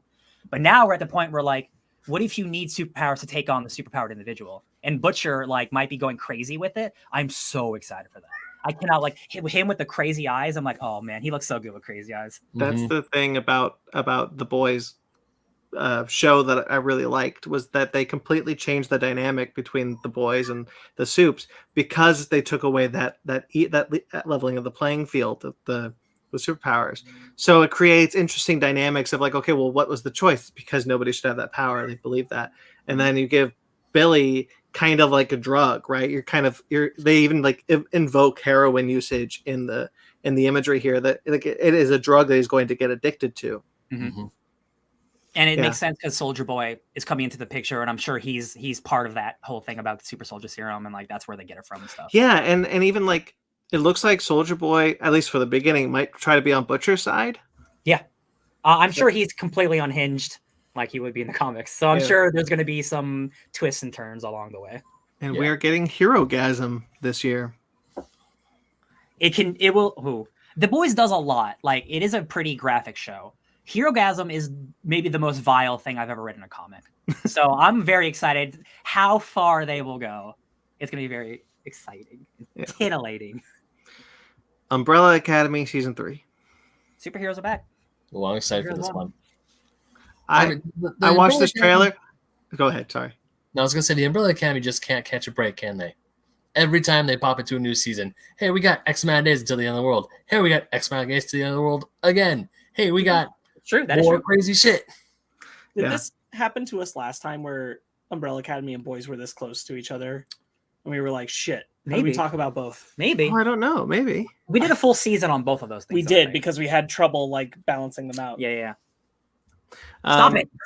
I forgot how much I liked the character dynamics between these guys. Yeah. The Umbrella Academy, they like feel like siblings. They're just like, say dickhead one more time and you get punched in the throat, and then everyone says dickhead. It's very refreshing to feel like this might be the first season where we get a lot more of them being on the same page with each other. Yeah. They have the entire other family. Because they haven't been like that for the past 2 seasons. So them like really being with each other a lot is going to be really nice. Mm-hmm. Yeah. Especially because like a lot of the last season was about them coming together and like finally acknowledging themselves being family. And now we get a lot of that interplay again. Like if you see, like, it's really interesting because it's just like there are still versions of us in this universe, so we can't meet them. And it's like, if you meet them, kill them, sleep with them, avoid them. What is wrong with you guys? Diego. That was a pretty good line. Yeah, I'm really excited for this. I am too. And again, like, it's been just long enough. Again, this pandemic has moved so many things around. Like it's been long enough. I'm like, oh yeah, Umbrella Academy. Hell yeah. The girl with the blonde hair is the one they picked up in the past last time. She's the one. She's got the same powers as Vanya. Yeah, it looks like it. Or maybe she's like Rogue and she can use other people's powers. I thought it was like it's been a while, but I thought her thing was that she can like copy. Oh, maybe. I don't remember. It's been a while. Rogue. Hey, Sugar. But yeah, I'm stoked. Bring on Umbrella Academy. Yeah, very excited.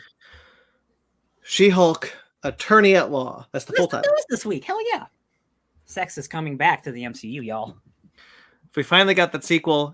After more than 10 years, we finally got that sequel to The Incredible Hulk. Mm-hmm. Yeah. What? I was telling Ryan that it's better on the screen. Oh, yeah. Ryan is fixing his screen. Just the sun's in a weird place. In my room's weird. It's fine. Yeah. That's just Monterey, baby. That's fine. I am very impressed with the tone of the show. Yes. I think it's going to be a very fun show. I think it's going to be a sex positive show. We got to have the CGI talk, guys. I'm sorry. We got to do it. Oh, gee. I just don't want to, but like, I know we gotta. I mean, I think it's a thing to acknowledge, like, right up front that this was a trailer that they had to put out Yes, because of the for upfronts, investors. and things could necessarily still not be ready at the time that they made it. Yeah. So it could. Let's hope that it will still get there. Yeah. Because Mhm. it looks rough in some places. It's the I saw someone explain it's the fact that she doesn't have exaggerated features. She's just a tall 8-foot woman. It's the thing where she is clearly bigger than the normal sized woman. They did not exaggerate her enough like a Hulk. So she just looks like a regular person, kind of weird. She just looks like a really tall person. Yeah, That's it's not kind of where like if they CGI'd Lou Ferrigno. It's the face. That's It's interesting. the face. I'm getting hung up on the face. No, and, it's and the hair. It's because they're not doing a full CGI thing. They're doing like a weird deep fake thing. So it's like a weird mix of both because she isn't fully exaggerated. We need to do a full CGI recreation. They're doing a deep fake, and the deep fake isn't done yet. So it looks like bad Luke. That's what it looks like. My biggest thing, I think, I'm hoping the face will get there. Yeah. The face is a problem. Mm-hmm. Is the hair. The hair bothers me. The hair doesn't look real in motion. It doesn't move And very well. the hair doesn't match her when she's not She-Hulk. Oh yeah, it's completely different. Yeah. Yeah. So like literally the length doesn't look achievable from her regular form. Unless they're doing like a weird Super Saiyan 3, it grows with her thing. Right. And I'm like, it looks like She-Hulk in the comics, but it doesn't move right. It doesn't look right on her head. And I'm sitting here kind of wishing that for most of the time that CGI, like when we gotta do like full body shots when we're in action, all that kind of stuff. But when we're focused on her face, I wish that was makeup enhanced by CGI. Yeah. That's where I've ended up with it. Look at Lord of the Rings 20 years ago. Forced perspective. Just make her a little closer to the camera and then she's bigger than other people. Like the tricks are there that are save you hundreds of millions of dollars. I'm not saying you do that with every shot, but I'm just saying like this is the situation where it's a full CGI character relying on CG. This is kind of what I was worried about when they first announced She-Hulk. I'm like, oh, so we're gonna get not one but two fully CGI characters. Here's the thing though, Bruce looks great because he looks like his endgame form because they already have that thing established. They know what that looks like, and again, it's exaggerated, so it's not just Mark Ruffalo on another body. They've got a lot of work ahead of them, so like I'm sure they'll do it. Sparks, you want to have the arm conversation? The arm conversation. Why is Hulk's arm okay? I did hear an interesting theory that I don't believe, but I was like, I'd be fascinated by it. That this takes place before Endgame. Like in the 5 years of the blip. And I'm like, it feels a little too comedic to take place during that. But I guess like I think about it and I'm like, well, it's not like everybody's just sad all the time for 5 years. Like you can't live that way. You gotta move on. So I'm like, it could be. That's a possible. Certainly. I think that's a option. It's an option I'm even intrigued by. I just don't know if She-Hulk's the show I want to watch during the 5 years of the blip. But I'm interested in it. I'm like, that could be cool. Yeah. That could be pretty cool. I don't necessarily think that's what's happening though. No, I don't think so either, but it is the theory I've heard that I'm like, that's interesting. That's an interesting point. I mean, the reality is like Hulk's arm probably healed because they weren't going to have Hulk have a bad arm forever. Yeah. No, I know, but like the thing that was interesting to me is that they made a point of showing Bruce in a sling where his arm I don't know about that one. At the end of Shang-Chi, and then supposedly this is after Hulk's arm's fine. And also, So it was still healing. I mean, he's also Bruce and not Hulk there, and that's the other thing though. I was like, interesting. Why are we going back and forth? I thought we switched back. This is classic. You know, we don't know what we're doing. Yeah. Because even when I was watching the trailer, I was like, wait, if this is because I thought this took place after Endgame. As far as we know, it does. Yeah. So I'm thinking, it's like, I mean, I didn't recognize the arm bit, but I'm like, wait a minute, but. Hulk is still a Hulk. Bruce Banner is still like in his Hulk form. He's not Bruce Banner anymore because we saw in Shang-Chi he's back to being regular. So guarantee you, there's just going to be one line of like, "I got better," or just something just to like, let's shut the hell up. Or he could turn at will. It would genuinely shock me if this took place during the blip. But damn, that'd be a bold move. That would be cool. That'd be neat. I'm sure Ryan's right. I'm sure it's just, we're just going to move on from the Hulk arm thing. Like we just got to That was a mistake that they made. He's the Hulk. He can heal fast when he's the Hulk. They should have just. Right. It took longer than normal. He shouldn't have been in a sling in Shang-Chi. Yes. Yeah. Whatever. Yeah, I would believe that at this point in probably the Hulk's life, maybe he can turn back and forth at will. Yeah. At this point, Professor Hulk, yeah, probably. I would be fine with that. So, like, if he needs to do a conference call with the Avengers, I'm going to look like Bruce Banner. Yeah, this is the most like he's been at peace with himself. So, like, that makes sense. Yeah. When he's like, when she turns into the shield, I was like, yeah. No. That's like really good comedy. That's really funny. So, like, I think the show's going to be, and the fact that it's 30-minute, 9 episodes, like a traditional, like, like a sitcom type of like law show. Like I think that'll work in its favor. Again, there's got to be, a through line of who the villain is and stuff. And we got to see about that stuff. But I'm so intrigued to see Tim Roth back as the Abomination, like properly. Yeah. Ding. And Wong has to show up, right? Because like, he is. It's confirmed. Oh, he is? Yeah. Okay, so beautiful. Because, like, what the hell is he doing with Abomination? What are you doing, Sorcerer Supreme? This is one of the reasons why I'm curious if this does take place before Shang-Chi. Watch it. Because I wonder if it's the establishment of the Wong. Like, it was part of the court, whatever they do in court. He's his parole officer. Yeah. Oh, my God. He takes them to fight clubs. So there's a bunch of villains in this. Most people are pointing out Frogman. People are not pointing out the Wreckers. The Wreckers are Thor villains, and they have enchanted Uru weapons. Like they have a crowbar that's like Mjolnir. They have like a whip that's like Mjolnir. So the Wreckers are also in this show. We do have the blink and you miss it shot of Jamila Jamil. Oh, it's Titania. Mm-hmm. Titania, yeah. Her outfit looks intense. Yeah, she looks like a wrestler. She straight up looks like the comic book character, which is stupid fun. She grows big. So that's gonna be fun. I think it's gonna be a fun show. I'm very interested in this because I think this is the first time we're gonna get like deep, actual direct MCU acknowledgement of just how many super people have been popping up in the background. Oh yeah, of the film. That's the plot of the show is like we're starting a superhero law firm and we want Jennifer Walters to lead it up. Like this is where you get like the Netflix shows have been there this whole time. Yeah, but, like the MCU movies haven't been acknowledging it. Agents of S.H.I.E.L.D. has taught all these things, but the Inhumans and the MCU hasn't been acknowledging it. And now you're gonna get like so like a lot has been going. I can imagine like not that we're gonna get any direct references. Yeah, but just this is the most like we're gonna get of like. So there's like a ton of super people you haven't seen because they haven't been important. Like she sits down at her desk for the first time, and her boss is like, "All right, here's the forms of every superhero," and it's like 1,000. Yeah, it's just 1,000. You're like, "Are you serious?" Right. No. I think again, like tonally, the show seems spot on. Absolutely, yeah. It is unfortunate that like the CG is like integral to the show because it's our main character. Even more on top of that, I'm like, I it's hard for me to fault the show. I feel like. What an uphill battle because when they were projecting what to do with the show, they couldn't have imagined the amount of visual effects backup they were going to face because of the pandemic. Yeah.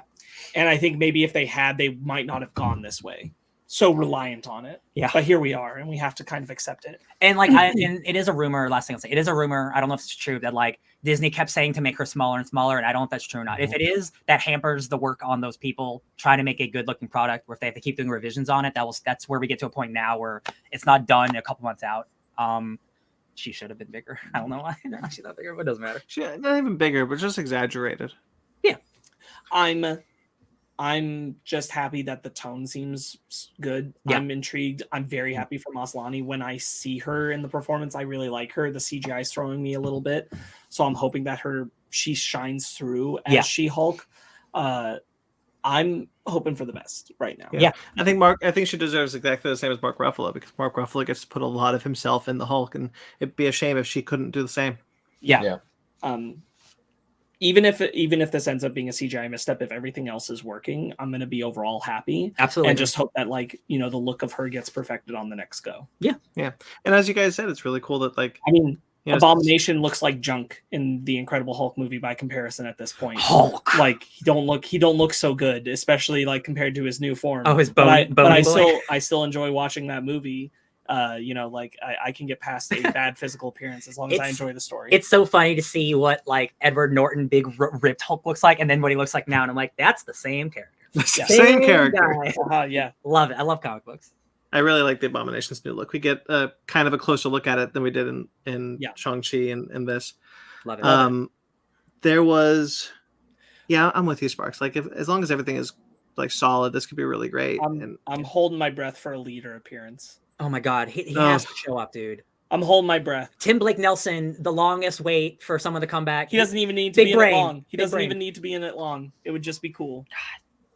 Yeah, I really like. Pay something off. Pay that off. If this was secretly just like a small Incredible Hulk sequel, like no one would be mad. No. I mean, it's already enough of one. Yeah. We bring in Tim Roth, and you're like, oh, we're picking that up. Okay, I see what you're doing. Yeah, I hope it's good. Really do. I forgot to mention, by the way, that Spiderhead is directed by the director of Top Gun Maverick and written by the guys who wrote Deadpool. Oh shit. Cool. Yeah. I will say, I think story-wise, right, like what it's showing me for the story and the tone of the show, I think this is the most hype I've been since Loki. Yeah. Based on a trailer. Mm-hmm. I think this has gotten me the most for a Disney Plus Marvel show since then. Yeah, I see what you mean. Yeah. I remember what I was going to say. I was going to say that, like, it's really cool that, like, the MCU is bringing back, like, I mean, we're not seeing anybody have sex, but, like, it's cool that we're bringing back implied sexuality. Like, it feels like it did back in Phase 1 sometimes. Eternals. No, implied. Oh, sorry, implied. When they have chemistry. Not literal sex. Oh, gotcha. Horniness. You know what? That would have been fine if I believed for a second that they were horny for each other. Yeah, there are a couple of robots. Yeah, I feel you. But I did not. All right. Shall we do our topic? Let's rescue our way down there, Ranger.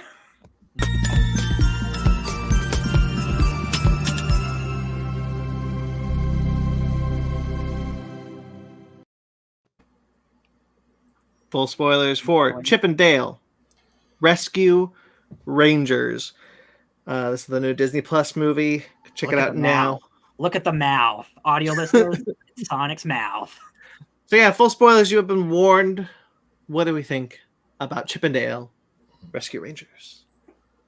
I don't know what I'm doing. I'm sorry. I had a really good time. Overall, I enjoy it. Ben? This movie free guide me. Mm-hmm. It Ready Player One, you, Ben, is actually what it did.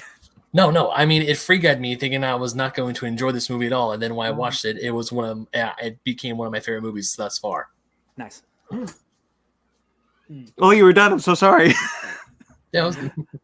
Oh, I really like this. It's a lot of fun. I think that the script is solid. It's got some good jokes. Yeah, I think it's a good movie. I'm just gonna throw it out of the way because I've already talked about it all the time in the trailers, and I'm gonna talk about it one last time. Mm-hmm. Is that I hate the CGI cell shaded to look like 2D on Chip. I think it looks bad. Yeah. I think it looks bad the entire time. I don't once think it looks good. I think it's always bad. I think it's also a problem with Peter Pan. I think they both look like garbage. I think Peter even looks worse. Yeah, I agree. I think sometimes his proportions on his face get screwed up. Like, I don't like it. I think it looks bad. I don't blame the movie. I blame that they didn't get the budget or the time investment to actually do 2D animation because Disney doesn't care enough to invest in 2D animation. Mm-hmm. So they had to CGI them rotoscope them in and then cell shade them to look like 2D, and it looks bad. And it's unfortunate because it's like a main point of the film that one of them should be 2D and one of them should look like CG. And I think that would look so much cooler comparatively if you had really nice CG next to really nice 2D, but you don't. You have really nice CG next to bad CG trying to look like 2D, and it just sucks. I don't like it. I wish it looked better. I have seen so many people on Twitter take screen grabs and turn Chip into the 2D, and I'm like, wow, that looks incredible. If this were real hand-drawn 2D, this would look incredible. I think it's all the more poignant because there are other characters in the film that appear, because they appear briefly, they are actually drawn in 2D, and it's all the more prominent of how bad Chip looks by comparison. Mm-hmm. Good example is Roger Rabbit is in a cameo. He's actually drawn by the person who created him, came in and drew him in 2D for the film. It looks great. It sucks. It sucks that's the case. Don't blame the people who made the movie. It's just what it is, and it looks bad. Yeah, I am not nearly the stickler that my friend Animated Sparks here is, but I do agree. Like, there's one specific shot of Peter Pan, where he's opening a locker, and that just looks like a dude opening a locker with like the rotoscope on him. I'm like, that's just like a dude.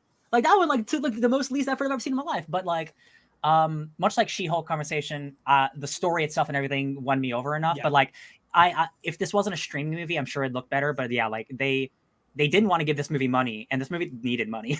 It really needed the money to do what it really wanted to do. Luckily, most of it, I think, is So much of it serviceable. works. Yeah. apart from that, but that Like Yes. even one of my favorite cameos in the movie, He-Man and Skeletor, they look like they did back in the 80s. yes.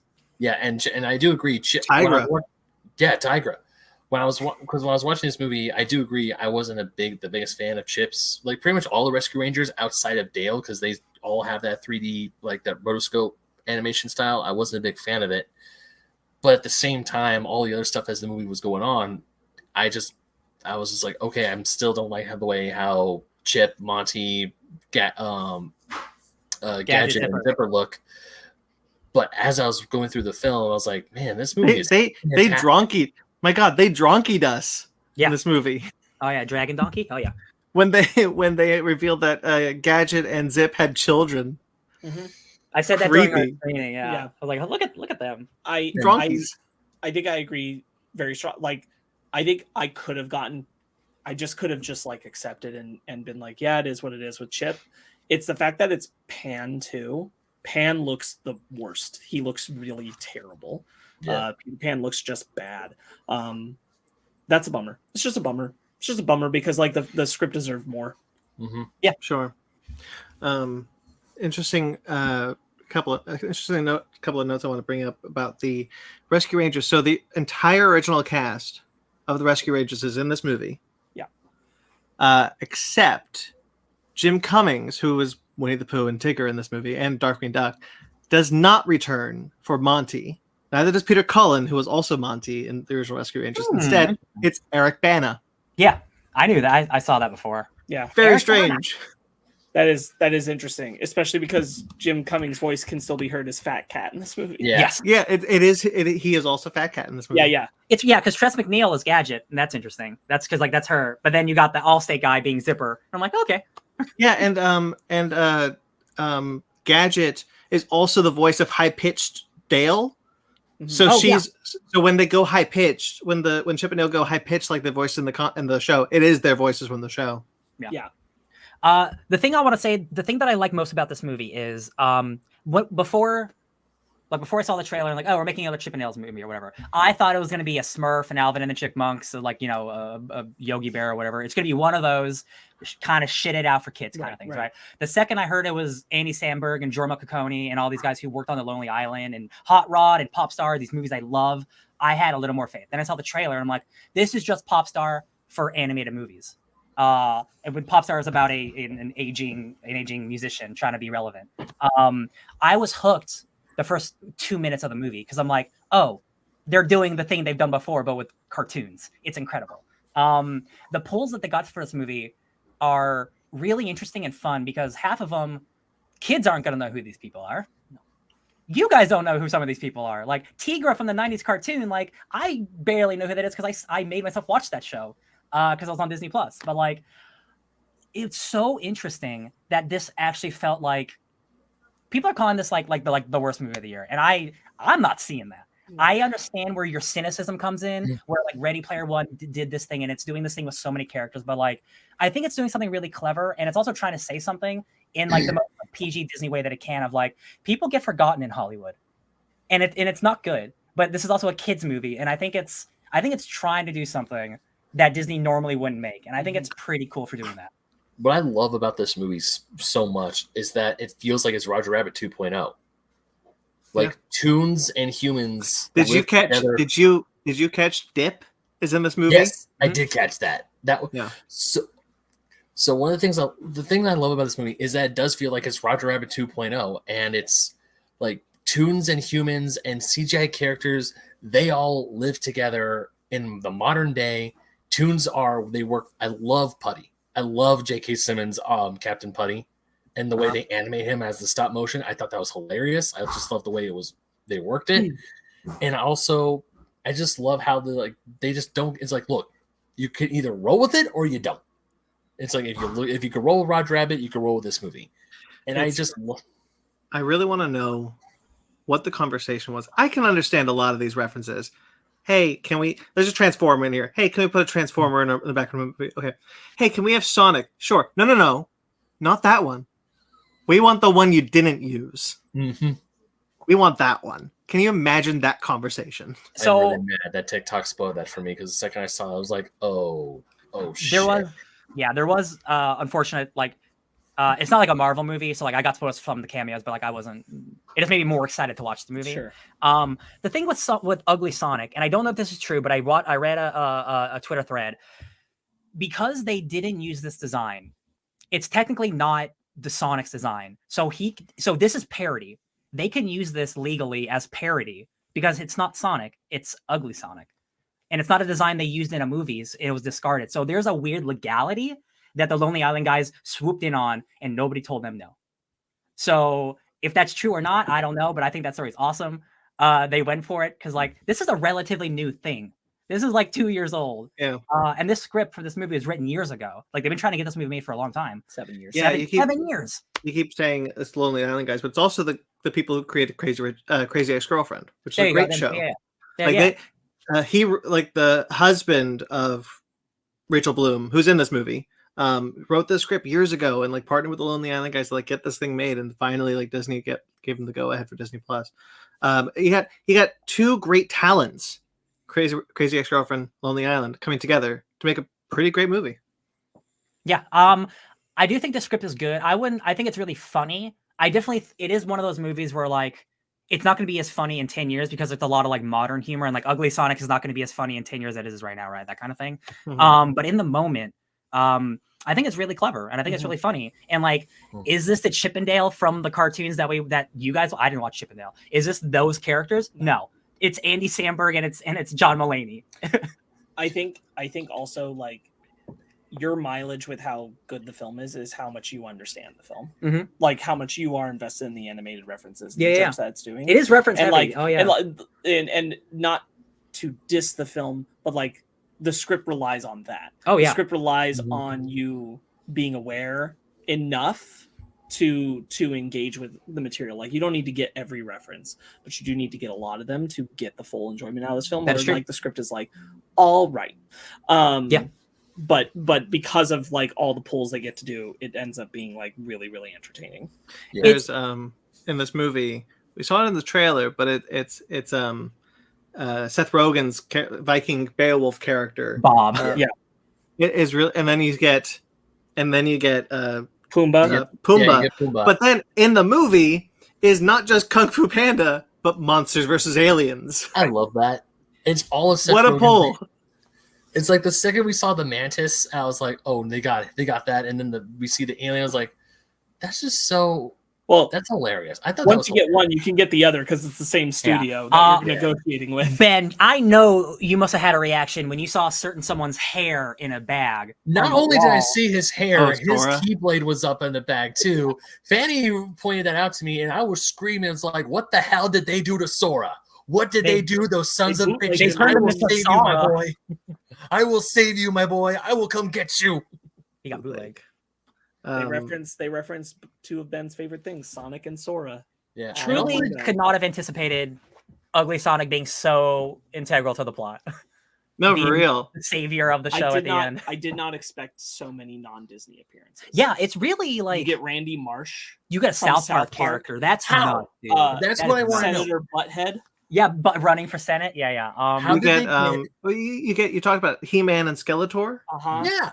He-Man, Skeletor are signing autographs in the con together Also, as the original voice actors. Yeah, the original voice actors. Some of those are slightly more understandable to me because they're their older IP, and I'm like, sure. But like Randy Marsh, that's still being used in South Park, appearing in this, I'm like, that's wild. That is absolutely like, again, like if this were just like a straight Disney movie, like none of these would be in there. It's because you had like these cool comedians. Like, we're trying to make this fun Disney movie. Can we have a South Park character? Like, sure, why not? I want to. I don't know, because you were talking about a parody earlier. Because I did see like a quick little clip on how they were able to use Ugly Sonic in this movie without Paramount or Sega's permission. Is like they tweaked Ugly Sonic a little bit. Like they gave him a bit of a gut. They redid his design just a tiny little bit. Essentially, they bootlegged him without technically bootlegging him. You'll notice his ears don't have the white on the inside; they're all blue. Yeah, yeah, They did their own movie in their own movie. yeah. But at the same time, it's still close enough that you know who it is. And it's the fact that he recognizes and he acknowledges the real Sonic. It's like, oh no, going fast, that's Sonic's deal. Ugly Sonic goes slow. It's like, oh my god, this is so good. And it's voiced by Tim Robinson, who is a just truly hilarious comedian. You should watch. I think you should leave on Netflix. It's a sketch comedy show. Great pick for Ugly Sonic. I love the fixation on his human teeth. The zoom ins. It's too much. That was the biggest thing from the internet when it came out. It's like, oh my god, Sonic has human teeth. This is weird. And get the CGI cats from Cats. We've talked about them before. Okay, I love animation pools. I love the Uncanny Valley. Yeah, I love that joke because it's like, it's an animation style in the early 2000s where it seemed real, but it didn't. And then you see Bob and he's staring straight ahead. He's like, no, I'm looking right at you. So interestingly, they got a lot of the original voice actors for a lot of these properties. Like, if you hear them, it's probably the original. And I thought it was interesting that Baloo is not. Like, obviously, you're probably not going to get Bill Murray, but maybe the guy from not Jungle Book, Tailspin, John Goodman. He did it in Jungle Book 2. It's interesting that it's like not even close, and they even acknowledge like, oh yeah, Baloo was on the Toon Disney block with me, and now he got that reboot money. Yeah, he was on the Disney Afternoon, and the Coca-Cola bear who walks by is like, oh my god, can I touch your face? I can't believe it. I'm such a huge fan. What's happening now? I like I like the acknowledgement of Tailspin being a weird Jungle Book spinoff. Yeah. I liked the person who voiced him in a video game back in the year 2000. Wow. He's been on other Disney stuff since then, like House of Mouse and some other like smaller stuff. But he's like a musician, voice actor guy. Nice. There you go. So he's voiced him at least once. 22 They did years it. ago. Those sons of bitches did it. Yeah. There's just a lot of great animation pull references. I mean, we could sit here and go through all of them. They're all let's do it. It's definitely one of those like entertaining. It's very much a YouTube video. Here's all the references you missed video. Yeah. But like this isn't like, I feel like, again, like I hate to keep shitting on Ready Player One, but like it's like, well, there's the thing. Like this one, it's like you are living in a world full of cartoons and real men. Like, who did they choose to be in this movie? This is what Space Jam 2 should have been. This is exactly like Space Jam Legacy. That's exactly what a lot of the world was thinking. Like, this is like the best possible version of the cynical IP grab of everything being in something. But like, I think they're trying to tell a story here that works. That you need like having all these characters make sense because bad things can happen to them, and you see what happens to some of these characters. Like I know we like going when I say that Ready Player One does it okay, but also doesn't do the references and the constant references, is that they're trying to use the references to help solve a puzzle and to do story, and it's also like a huge not always. Yeah, exactly, not always. But what I love about this one more is that this is just part of the world. You can literally walk down the street and see the mom from Phineas and Ferb selling flowers. You just walk down. You can literally walk down the actual Hollywood Walk of Fame and see the star for Squidward, Chung-Li, and Samurai Jack. Oh, I miss Squidward. Oh, yeah. It's when Dale was walking. It was when Dale was walking out. If you left money. Fast. Wait. Hold on. Fast and Furious babies. Yeah, that was great. Whereas. Because in Ready Player One, it was set in like a virtual world where, I mean, yeah, sure, anything can happen. But whereas in this one, it's just like, this is just the world we live in. This is reality. And for some reason, I don't know why, but the Chippendale Rescue Rangers works more for me than it does for Ready Player One, even though it should work more in Ready Player One because that's a video game. You can do whatever the hell you want in a video game. Well, it works here because it's creating an alternate reality where they not only live in the world, but they are the things that they are part of the industry that defines what Hollywood does. Yeah. Like in this world, like because tunes are real living things that they can just film, they are more marketable. So there's a lot more properties and uses of them. And so like everything is so IP driven. Like you could say that about our world, but like that's why we see so many billboards like Fast and Furious Babies, is that like things are so dominated by just milking IP. I mean, that's what the whole movie is kind of about. It's about reboots. It's about repurposing things for other things, and like this is bootlegging them just to make a quick buck. Exactly. Yeah. Batman versus ET one that got me. It's pretty good. Yeah, I really think that. Oh shoot! What the fuck? Whatever. I'll move on. The set design is really cool. Yeah. There's a lot of miniature sets that they film, and you can tell that they're real sets. Oh, it's so many good gags with that. Oh my god. They do a very good job of thinking about the actual scale for characters. Yeah, like we're like when they I don't remember what happens. They go to like an apartment complex, and then there's the lady cop outside where she's like, "Hey guys." Right. Yeah, it was after you've been in the scene for a while, so you've forgotten. So one of our movies was like, "I forgot the scale was this." Yeah. Yeah. Oh, you talked about. I'm sorry, Sparks. You talked about the alternate reality. That's you can tell if you know enough about Chippendale Rescue Rangers. You know it didn't last after 90. It was canceled in 1990, and in here, their biggest year was 1991. Right. So like these things went longer. People have different things on the TV because of how different the world is. Like it was really well thought of with like all the scale and things that we talked about. Yeah.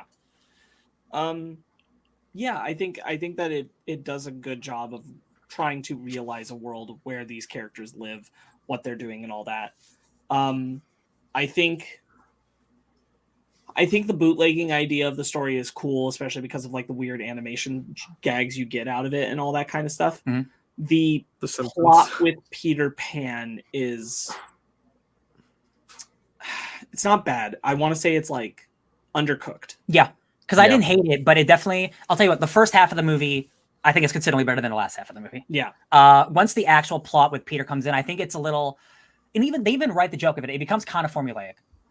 Where like you kind of know what's going on, even with the cop. Well, yeah, because the cop when the cop turns is like, yeah, I mean, of course they expected it. Yeah, which I do love. He is really having fun as evil Gumby man. Right.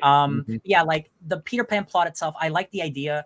It's one of those situations where I would want them to go more in depth of what it's doing because the story behind it and all that stuff, but it kind of has to be surface level for the movie they're making. Yes. So I think it does a good enough job of like what the thread is, but like the movie does lessen once that becomes the main central theme of it. Yeah, as opposed to just the two guys doing it turns from like really great to serviceable. I feel like I'm repeating some of what I said last week on Unbearable Weight of Massive Talent, but it very much is like you've got a really good thing going, and I question whether or not we needed the kidnapping storyline.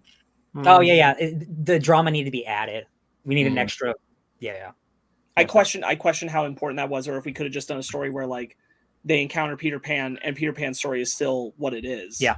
And like their representation of how they think about each other and how they think about themselves inside the industry can still be part of the story, but you don't need to do the kidnapping stuff. I wonder if maybe if Peter had like I don't want to say a redemption arc, but I don't know what I would need for his character to be elevated more, because he's kind of just like I'm the villain, and like I do like his backstory. Yeah. But there is just something missing. Yeah. I don't know what it is though. There's a beat that I really like in this movie where it ties back to like the beginning where he's like, no, you're one banana, I'm one banana, we're two bananas, and it goes back to, is like, I wanted you to tell me not to take. Then he was talking about Double A Dale. It's like, I wanted you to tell me not to go, and you didn't. Oh, yeah. The final like speech. I wanted you to tell me you needed me. Yeah. That's the theme of the movie. I think that comes off really well, and I like that character journey that they go on. Absolutely. I think the final interaction, like when one of them is like the other thinks they're dead, and he's given the speech of like, oh, I did need you and blah blah blah. I think that's a really well written, well acted scene like for this movie. I think like it did the emotional weight that like it was trying to convey for me. But I knew, like, of course, he was going to wake up because they're not going to. Like this when the sentient knockoff Bullet Bill hits Dale. Ow! I was like, and then it's. I mean, obviously Dale's fine. It's like that punk smashed my nose. It's like, dude, you didn't even have a nose. But Fat Cat, is that the? Mm-hmm. I love the amalgam Fat Cat design. The Starscream leg or whatever. The wrecking. Oh, it's an Optimus leg because you can tell it's the tires. Yeah. And then like the I'm gonna wreck it. He actually does the line. Ralph's left arm. Treasure Planet? I thought it was a Treasure Planet reference with the right arm until the bullet came out, and I'm like, now I just don't know. Yeah. The right leg was Woody's. Mm-hmm. Oh yeah. One of Shredder's armor pauldrons on his shoulder guards, and the Jurassic Park sash. Oh my god, yeah, so cute, very cute. I cannot tell you how many times I was laughing throughout this movie, and how every time I'm actually really glad I saw this in my living room, because when Fanny and I were watching this, we were constantly pointing. I was like, "Oh hey, look! Oh hey, look!" Like earlier we talked. Like I know we were going back to like all the things and the references we got, but we were just cackling when we saw Senator Butthead. Sure. Yeah. Here's the thing, like, it's not just, again, like Ready Player One, Master Chief is just there. That's not cool to me. Showing me Butthead in this universe is running for senator. That's funny. Right. That's doing something with it's a world that they live in, and you're playing off of something. Even like when you do the things like the Smash Brothers billboard, that there was a game. Oh yeah, like that was Smash Brothers, Friday but with night all the Disney afternoon cartoons. Like that still tells me something about those appearances, rather than just being like, "There's the thing." It's like, oh, they made like a video game in this world out of all these characters. That's cool. I saw there's a poster of Dobby, and he's in Gucci. I saw it on Twitter because I didn't catch it quick enough, but it's Gucci Dobby, and I'm like, Jesus, it's so dumb. No, one of the other scenes, one of the things I really loved about this movie, because when you go into like, you're in Uncanny Valley, and then you go into Main Street, and it's obviously a rip of Main Street from Disneyland, but we're not in Disneyland. And then Dale is telling us like, oh yeah, she does Muppet fights. That guy does this for the mob.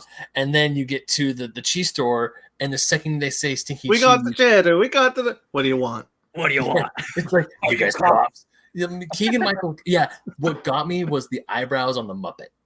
It's like, we have the Gouda, we have the Brie. It's like, do you have any sticky cheese? I have to be honest, there was a part of me that I'm like, why wasn't this just Swedish Chef? Yeah, like, good point. Like, I'm like, it's clearly like a parody of Swedish Chef. You own Swedish Chef. Why wasn't this just Swedish Chef? And then when Swedish Chef gets serious, it turns into Keegan-Michael Key's voice. Yeah. I'm like, that would have been a great gag. That would have been a great gag. Actually, I kind of wish it was Swedish Chef. What the hell? But, I mean, just the whole Muppet scene, and then you go downstairs to the dungeon with the cheese, the mice who are high on cheese. A sock puppet shows up out of nowhere with the police. I'm like, this movie's funny. All right. Great side gags, great cameos, great references. Was it when Peppa Pig went into the Nick Jr.? It was a massacre. Paw Patrol. Oh my God! Paw Patrol attacked the sergeants. There's a blink and you miss it. Patrick Starr is one of the tunes that gets out at the end on the boat. Aunt Man. Oh yeah, Paul. Right? Always a delight. You know, it was originally supposed to be Aunt Man, and my superpower was going to be I was really great with aunts. I can't believe they changed it. He could still be that way, man. Yeah, I just feel like there was some element to the story that was missing. Yeah, it's not. I'm very positive on it, but like it's also like very surface. I think it's it's a very fun movie to watch. Like I don't think I'm going to be watching this all the time or anything. There were definitely times where I thought the actor I love the actress who plays Ellie. And I do kind of like how it's like a double. It's like, oh, you think she's the bad guy when they talk about Albany and how Albany was never aired, and then it turns out it was the captain who was the bad guy the whole time. I do like that fun misdirect, even though you kind of see it coming, but it's like we're playing into it. Like yeah, but I don't know. There were times I felt like Ellie's deliveries weren't the best. I feel that was on purpose. I feel like she's playing in the kids movie, she's like the helper person, and like she's supposed to be kind of like, what's the word, like naive, because specifically there's a point where like she's talking to Chippendale and he's like, oh, you watch all the shows, and she's like, no, I had my mom mail them all to me, grandma, and like that sounds suspicious. I think she's supposed to sound that way on purpose, but also that could be me just thinking. Well, she is because Dale calls it out pretty quickly after that. He's like, I don't think she's on the up and up, because we're supposed to believe Chip. We're supposed to be with the Chip. We're supposed to be with the main character on this decision. So I think it's deliberate, but I understand like the thinking, like, oh, her line delivery is off, but I do think it's on purpose. Yeah. Well, there's even other times like when they were going through the CGI machine, and then she was like talking to him. I don't know. There are just times there where it just felt a little, but I still really do enjoy her, especially like when she's the cop and she leans down and she goes, "Hi." It's like, okay, you know she's a fan. Mm-hmm. Yeah, I've always wanted to do one of these laughs with you. How long does it last? Way too long. The worse the joke, the harder the laugh. Yeah. Freaking Gadget was working on like a Dom Toretto style car. And then when we finally hear Zipper's voice and it's the Allstate guy, it's like, that's great. I really liked Gadget's inclusion. And I was really happy when it was like it's the original voice actress. She's also Dot in Animaniacs. Oh yeah, I couldn't do that. Yeah, and so just I like it when they pay respect to like the voice cast of these things, and that was good to be certain that you did that. Mhm. Yeah, those dronkies, man. They're not dronkies. What? Flight? No, What is she? she's a rat, right? No, she's a mouse. Flice. Is she a hamster? I don't know what anything is anymore. I don't know. All I know is that her. What's Chippendale? She's a chipmunk. Is she? No, she's Well, Monterey Jack is a mouse. Okay, so she's a mouse too. jeez. Then. Oh well, it doesn't matter. Let me think. Anything else? I think this movie is really fun. It's a PG kids movie, but I'll be honest, I don't know any 9-year-old who can get a lot of enjoyment out of this movie. I don't think, because it is super reference heavy for things none of them were even born for, especially Chippendale. So I'm curious who the market for this movie actually is, because it's kind of us. It's kind of us, not kids. Well, there was a popular Chippendale series not too long ago, but this isn't a continuation of that. This is Rescue Rangers. Like, this is a very specific 90s reference that honestly only we would get. Yeah. I just found it interesting because, like, again, like I was worried it would be like those other movies, but it's not. But it's also not for that audience then either, because it's kind of more for like nerds more than anything. I agree. We'll always have Ugly Sonic. Do you want to rate it? I will give it. Ugly Sonic, man. Made the movie better. 100% made the movie better. I'm gonna give it. I'm gonna give it a solid 8. I think it's a good, fun, solid movie that I probably will never watch again. Sparks? I go with a 7. I have a really, again, like through no fault of necessarily the people behind the film, but like I have just a hard time getting past the animation. That does hurt it for me. Benji? Oh, I give it an 8.5. I was cackling through this movie. I was enjoying it. I was having an absolute blast. Love it. I enjoyed the plot. I enjoyed the characters, and you can tell all the actors were having a blast doing either their voice or live action. They were having fun. So I would definitely give this an 8.5. Coca-Cola Bear. Yeah, I'd give it an 8. That's the Coca-Cola Bear. Thank you. Couldn't place that. They couldn't get the Coke logo, but he got that vest on. Yeah. Yeah, I give it a solid 8. I think it's a solid 8. Like it's just you're not going to regret watching it. It's just a good time. It's fun. It's got some fun references. It's a good movie. Yeah. All right, shall we book club it up? To the Vajanti. Whoa, there's.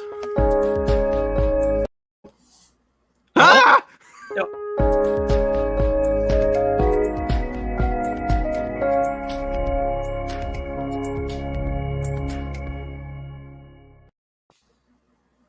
Good night, everyone. Good night. I've had it. It's okay. You got it. All right, Ryan, it's your book club this week. Take it away. Hey, guys. We saw Doctor Strange recently, but it wasn't my book club recently, and I wanted to read some Doctor Strange. But more importantly, honestly, I wanted to read some Doctor Doom. So I picked a original graphic novel, which we will talk about after. We're going to talk about the one issue I made us read for funsies, because 4 issues just wasn't enough comics for me. I needed one more little issue. And this is Doctor Strange number 46, and it is written by the glorious Roy Thomas with pencils by Jeff Isherwood and inks by Bob Petreka. This came out in 1992. This is an Infinity War tie-in.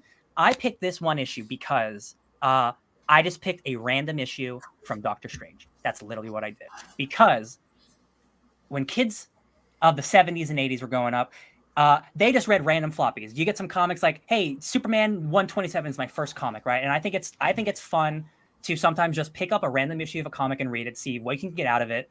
Maybe you'll learn something about a character, or you'll pick something up that you'll be interested in. So I picked a random comic, and it's about Doctor Strange and Shaman and Dr. Druid and Agatha Harkness. And I just want to and the Scarlet Witch. Very white in this one. I just want to hear what you guys thought about this one quick little issue. We don't talk about it very much because there's not a lot to talk about. I was kind of bummed that we were only doing a single issue, because I felt like the second half is where I ramped into it, and like it ends, and I'm like, I kind of want to read now the next piece, but I can't because I got to read a graphic novel. Yeah. That's cool. That means that it did the exact job that I was hoping it would do. It would entice you to go, oh, this is a cool story. Let me read more. So like it made you want to read more, which is cool. That's a comic did its job. Yeah.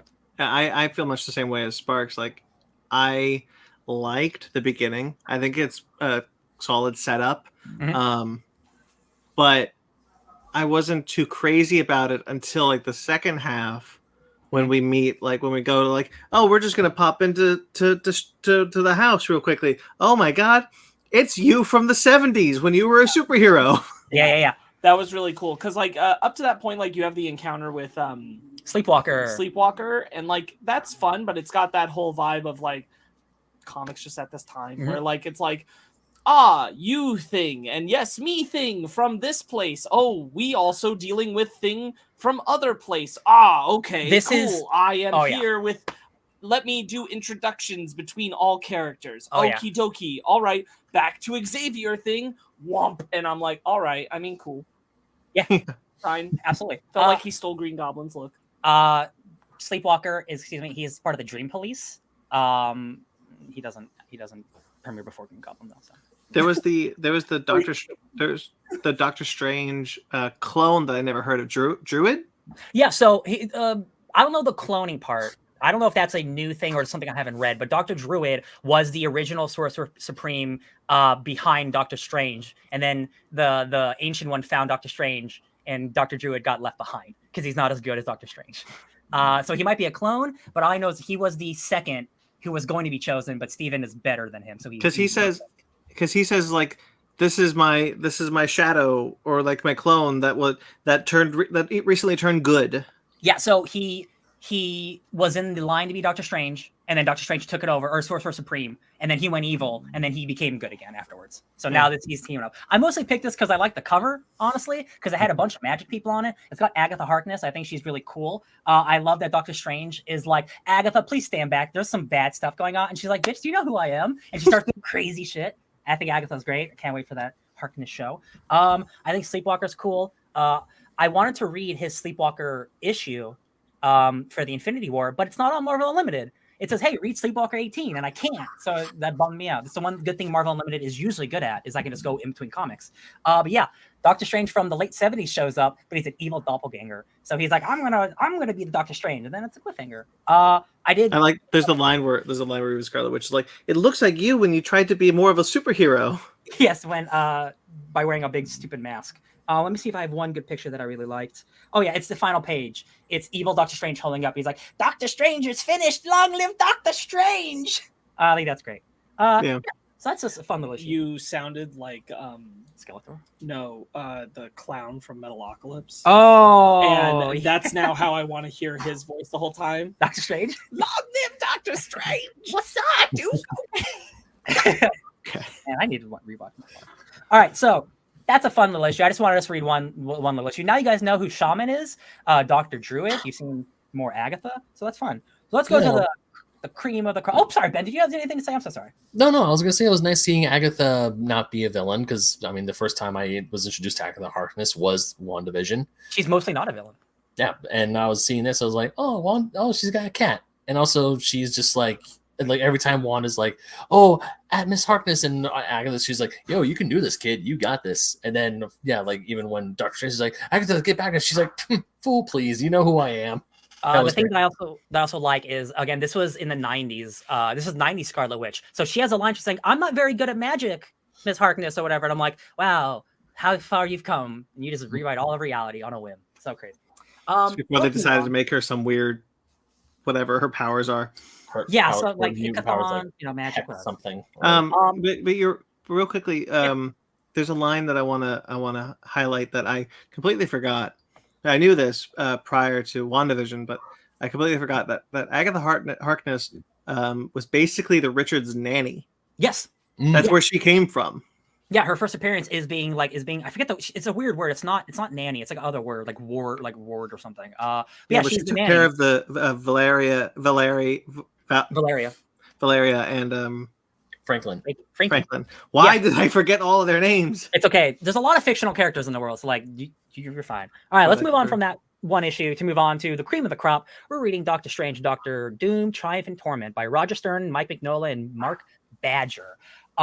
this is a cool original graphic novel that came out in 1989 that is both a it's an origin story, if you don't know, for Doctor Strange and Doctor Doom, but it's them intertwining paths of how one becomes the Sorcerer Supreme and how one becomes the true Doctor Doom. And I fucking love this book, y'all. This is such a book made for me. This is probably, besides like Jonathan Hickman, Modern Doom, my favorite Doctor Doom he's ever been written. You get such a clear like zone and who the character is and how evil he can be, or how like manipulative he can be, but also he's doing things for the greater good and for Latveria. I think it's just sensational. I think the art is awesome. This is some of my favorite 80s art. The colors are crazy. And I think the ending is really fun. It leaves the characters in a great spot. I think their relationship between them is some of the best in Marvel, like them being like both masters of the mystic arts, but also Doom has like a technological edge. I just really had a good time. I want to hear. And they both have mutual respect, which is cool. Mm-hmm. This is how they should introduce Doctor Doom in the movies. Yes. I had so many visions of how to do this after this book, and I thought, oh man. Yeah, this is the way. There's a lot to love in it. I think they do a really good job of just like putting them on this field where like they're aware of each other, but they've never met. Mm-hmm. And the way that they approach each other, the way that they show respect for each other, work together, have their own like responsibilities that they stand by, and that makes them like do certain things. I think that whole character story between them is told really well. The interactions that they're able to play with each other as Strange is learning about Doom is really, really good. Oh, yeah. I really liked this one. Yay! This one, the whole idea of him being like, you were the master of the mystic arts, we're now going to make you Sorcerer Supreme. We just got to free old ancient Genghis, whatever, from the crystal with the Vishanti. I really like how Mignola draws the Vishanti. Mignola now draws my favorite Mephisto ever. Dude, it's so good. It is incredible. And you see how he goes into Hellboy after this, like, yeah, it's so good for like evil shit. Yeah, I was blown away, especially like I liked it, but I loved it when they went to Hades. They call it Hades. Yeah, when they go save Dr. Doom's mom. Yeah, I thought that was really good. I'm echoing a lot of what Sparks and Brandon say, because this book is fantastic. Yeah. I love how it's like half of it is like an origin of how Doctor Strange becomes the Sorcerer Supreme, and I also love how the challenge starts. How it's like, hey, break this dude out of the crystal, and everyone's trying to fight for it, like use a brute force. He's like, wait, can it be that simple? And please let him free. Okay. And it was also a lesson where, and also I kind of like it how a bunch of these other mystics, like that one mystic with the turban who like is calling out Doom, is like, he's not a true sorcerer, and Doom's like, all right, gloves are off.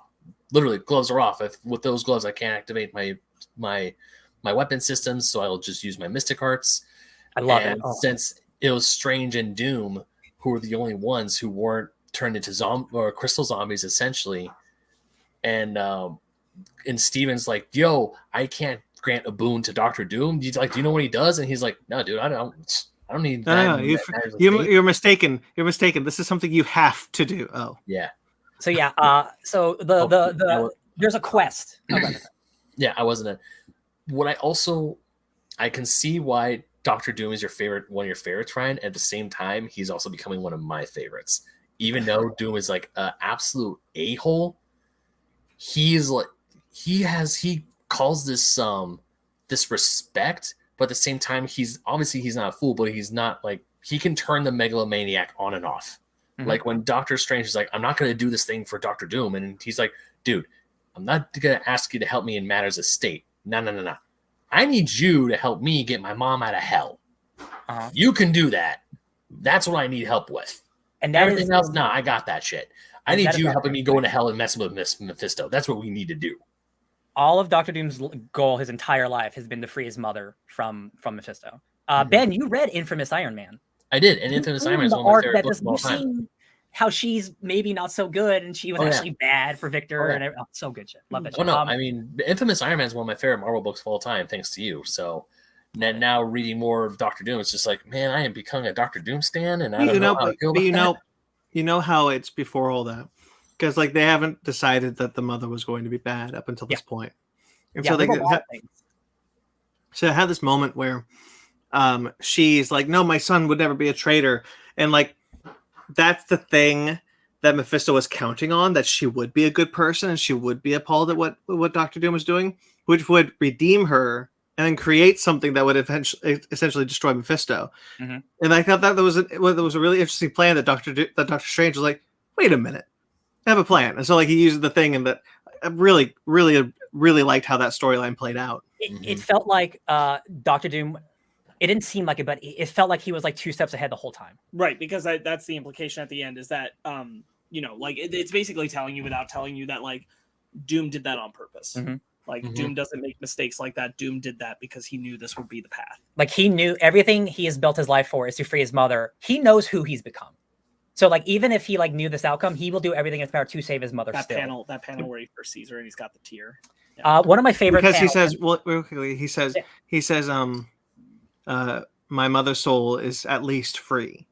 So like I'm sure if he could take the whole thing, he'd be happy with that. But like he was like, at least I have succeeded in freeing the soul. Now I have to do something about that. What a bad man. What a bad good man. One of my favorite pages is when Doom or Strange comes to Latveria with Doom. And the thing about Doctor Doom is, and the thing that I love, writers will amp up how cruel, well, he's cruel, but how cruel he is to his people and how much they love him. My favorite interpretation of Doom is this version, where he may be a dictator, he may be a supervillain and all that stuff. His people truly do love him. He is a good leader to his people and his people only. He will destroy the world for Latveria. But there's a page there's a panel of this little girl bringing, Air Doctor, we are so happy to see you come home safely. And he says, no, child, the things are mine. That is Doctor Doom to a T. He cares more about the children's safety than anything. It's so good. He has so much there's so much depth in this character. When something he gets from his mother, because his mother goes crazy. It was like, no, the children were innocent. I didn't want that to happen to the children. One of that scene, Ryan, that you just described, where the girl goes up with flowers and thanks Doctor Doom for coming back safely, and then no, thank you. That reminds me so much of that one scene from Infamous Iron Man, where the Thing goes to Latveria and he's talking to, and the Thing is talking to the kids like, well, you must be happy that Doom's gone. And she's like, no, Doom was great. Yeah, we loved Doom being here. When Doom was here, things were fine. We were happy. And we would give anything to have Doom back. And the Thing is just like, wow, this is weird. He is a dictator. He does terrible things to other people, but like his Latveria is in a good spot. It's in a good spot. I was reading the Loki Ages of Asgard, and during the Axis event, people in Latveria start turning on each other, and Doctor Doom protects himself from the effects of Red Skull's onslaught. And he says, Latverian must not fight Latvian. You all need to stop. Because he's in pain seeing his people fight like this, divided like this. Ooh, I don't know if I read that. I'm going to check that out. It's good. I liked it a lot. I really like the part where Doctor Strange tells Doom, like, if this is the thing you always wanted, Doom, why did you never just ask me to help you? And Doom's like quiet by the fire, and then he says, I will bear any ordeal, Strange, but Doctor Doom does not beg. Yeah. Oh, there's something beautiful about Doctor Doom in full regalia with a glass of wine by a fire. Like, he can't drink that. What are you doing, dude? Little straw comes out. Oh my god, that's brilliant. At the beginning, when they're having like the fight at the crystal, there's some beautiful coloring being done where all the other sorcerers become green. So over the next couple pages, everyone starts becoming green, and it's just Doctor Doom and Doctor Strange that gets a bunch of green people, and you see the colors change over time. It is gorgeous stuff. I love it. I took 2 pictures only, and I want to mention because I talked about I really like Mephisto. Let me see if I can get this Mephisto panel. Where he's just sitting on the throne with Doom looking at the throne is incredible. And then there's like Mephisto like breaks apart, and then all of like the cosmos of hell it's gonna descend. Hopefully it shows here. Yeah, good enough. Yeah. It's gross. It's crazy. Yeah, it's really cool. I really like this book. I really like Mignola in general, and just like this is some of my favorite stuff he's done.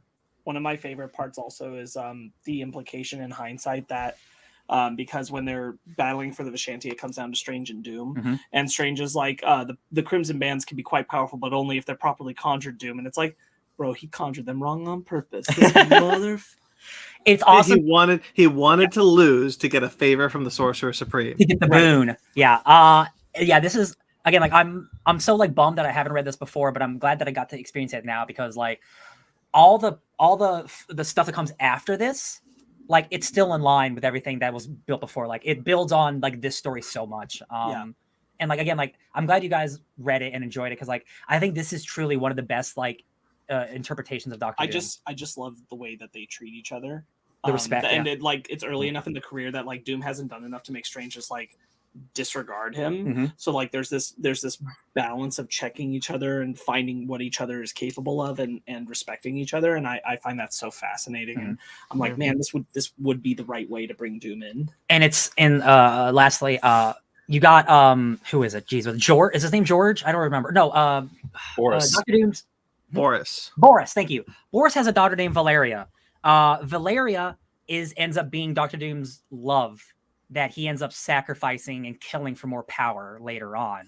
And then names Richard's daughter. And then feels bad about it, and then ends up naming Reed Richards' daughter Valeria to honor her. And now he's her godfather and best friend. And I'm like, what an insane character arc. Yeah. What a truly insane character arc. And this guy saves the universe and becomes God Emperor Doom. And like greatest character of all time. I also really like the focus on his Romani history. Yeah. It is an older book, so they do say gypsy. Right. But it's just but that it's there. Yeah, he is Romani. Yeah, he is. That is a great aspect too. Yeah.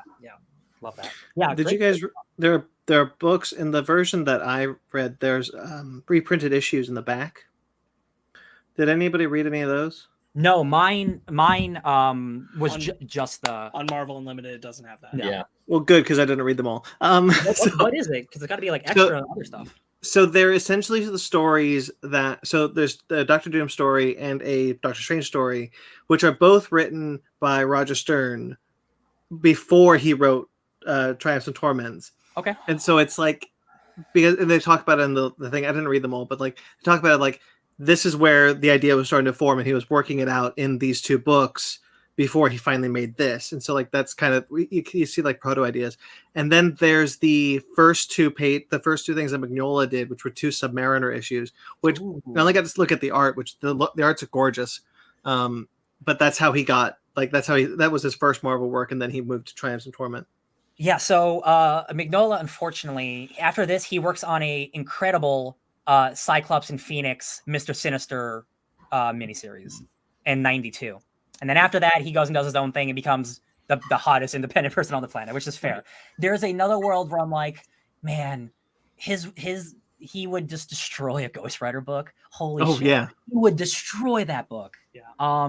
That's a parallel universe we live in. But I got this book, and honestly, like I'm gonna immediately buy this book in any hardcover form I can. One of my favorites. Or I'll take a softie. It's an old comic. Yeah, that's okay. I'll take a softie. Me too. I'll take a softie. Love it. Real quick, Sparks is right. Like Doctor Strange 3, make it a tournament for like something. Like an old power comes back and like, oh, like we're gonna declare a new Sorcerer Supreme. Like we're taking it away from Wong, and all these people come up, and then Doctor Doom happens to show up. Like, who are you? I don't know. Well, yeah, I really like the idea of the Vishanti granting like this group of mystical people granting the title of Sorcerer Supreme, and they do say it's every 100 years. But I think it could be interesting if like Doctor Strange 3, because they did this in Donny Cates' Doctor Strange when Loki got the Vishanti to be summoned so that he can take the Doctor Strange the Sorcerer Supreme role away from Doctor Strange. You could do something like that in like the MCU. I would kill. Yeah, so like this is definitely like some of the best Doctor Doom you'll get, and you'll see now why like I love the character, and like any version of this character shows up in the MCU whatsoever, and I'm gonna lose my mind. One of the most in-depth characters you can have. Like he's very much like Magneto. Starts as a supervillain and then becomes redeemed, and now like he's a villain again, unfortunately, which sucks. But like one of the best heroes too, just very morally complicated. Yeah, I'd really like to see the Vishanti in Doctor Strange 3. Yeah, more big magic, please. All right. Anything else you want to add? Nope. Love it. Love it. Love it. Can't get more of it.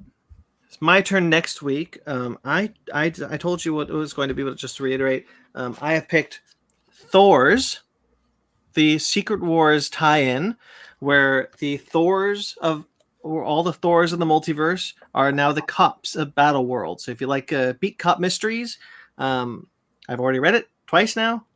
I read it when it was first coming out, and then I read it recently. Mm-hmm. Yeah, I'm excited to revisit that with you guys.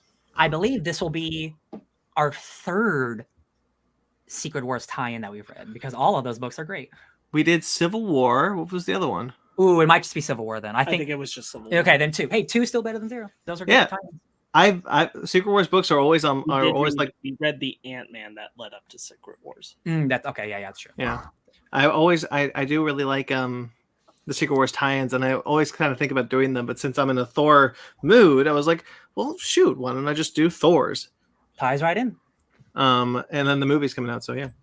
All right, anything else you want to add for the day? Thor trailer coming out tomorrow for a footy ball game. Excuse me. Footy foots. Basketball. Isn't it A soccer game, a badminton game, tennis game. It's a badminton game. Okay, next week we're going to be talking about Top Gun Maverick. Oh, we're reviewing it for the show? I thought we wanted to. No, that's great. I for some reason I didn't think everyone was invested. I don't remember. Hell yeah, I'm happy. So yeah, stay tuned for that. It's like the only big movie coming. The reviews are good. Yeah, I'm excited. I'm actually really excited for that movie. I'm hearing such good things. Need to rewatch the first one. Okay, that'll do it then. Make sure to like this video, subscribe to our channel, and you can check out some of our other stuff we have on this channel, such as our Fichtner's Watch series, which has a new episode of Star Trek Strange New Worlds in the description below, and soon Obi-Wan Kenobi. That'll probably be sometime. That's next week. Yep. That's this coming Friday. I'm excited. And Stranger Things. What did you say? Oh yeah, Stranger Things is also this weekend. Bro, I'm so excited. Real quick, like the runtime for that season. That's what I want the Marvel shows to be. That's what I want the Marvel shows to be. Yeah. Those are all movies. Every one of those is a movie. It's crazy. Jesus. Yeah. So look for Fichtner's Watches for Stranger Things eventually. Obi-Wan Kenobi pretty quickly. Definitely Obi-Wan. Okay. And of course we have Basement Arcade and Basement Arcade Pause Menu, which has a new episode in the description for Nintendo. Yeah. But if you have anything else you want to say about that, you can now. Nope. Just go ahead and go listen to it. All right. You can also check out our Fichtner Book Club and Animation Station series, all of which can be found if you like this video and subscribe to this channel.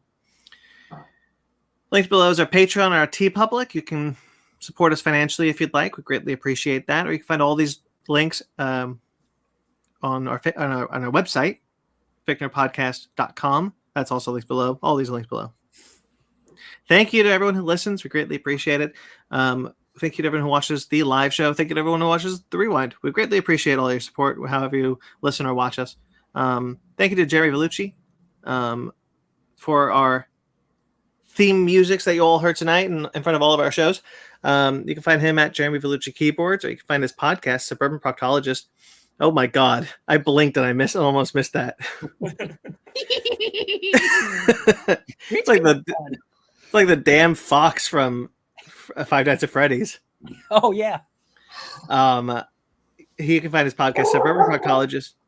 Speaking of foxes, on iTunes or at facebook.com/Suburban Proctologist Official or Instagram at SubPodcast.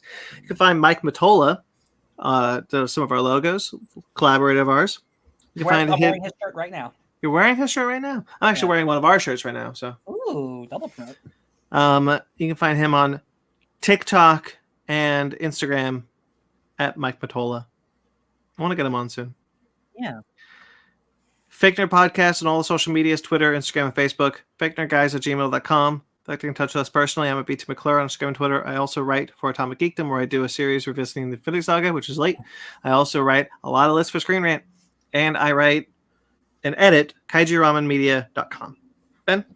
You can find me still traversing the lands between at BenManga27 on Instagram, Twitter, and TikTok. You can also find me around for Old School Gamer Magazine, Fusion Gaming Magazine, and GoNintendo.com. Also, if you do want to watch me stream, I stream Tuesdays and Saturdays at 2 a.m. Pacific at twitch.tv/BenManga27. Ryan? Hey guys, Ryan here. You can find me streaming at DJ Tony Snark 616 on Twitch. Probably just playing Batman and Elden Ring. I want to beat those games before I move on to other stuff, but I will never beat Elden Ring, so that's not probably true. DJ Tony Snark all over the internet. Sparks. You can find me just trying to get the image of Ugly Sonic's human teeth out of my head at SparksWitty on Instagram, Twitter, SPARKZ Witty. Go slow, baby. Gross. Turning into Michael Keaton's Beetlejuice. Oh, yeah. Subscribe to us on iTunes, Stitcher, Hey, Google Ugly Play. Sonic 3 times and he shows up. Subscribe to us on iTunes, Stitcher, Google Play, TuneIn, Spotify, iHeartRadio, Amazon Music and Podcasts, and Pandora. Rate and review wherever you get us. We greatly appreciate it. Like this video, subscribe to this channel. Until next time we see you guys, stay fake nerds.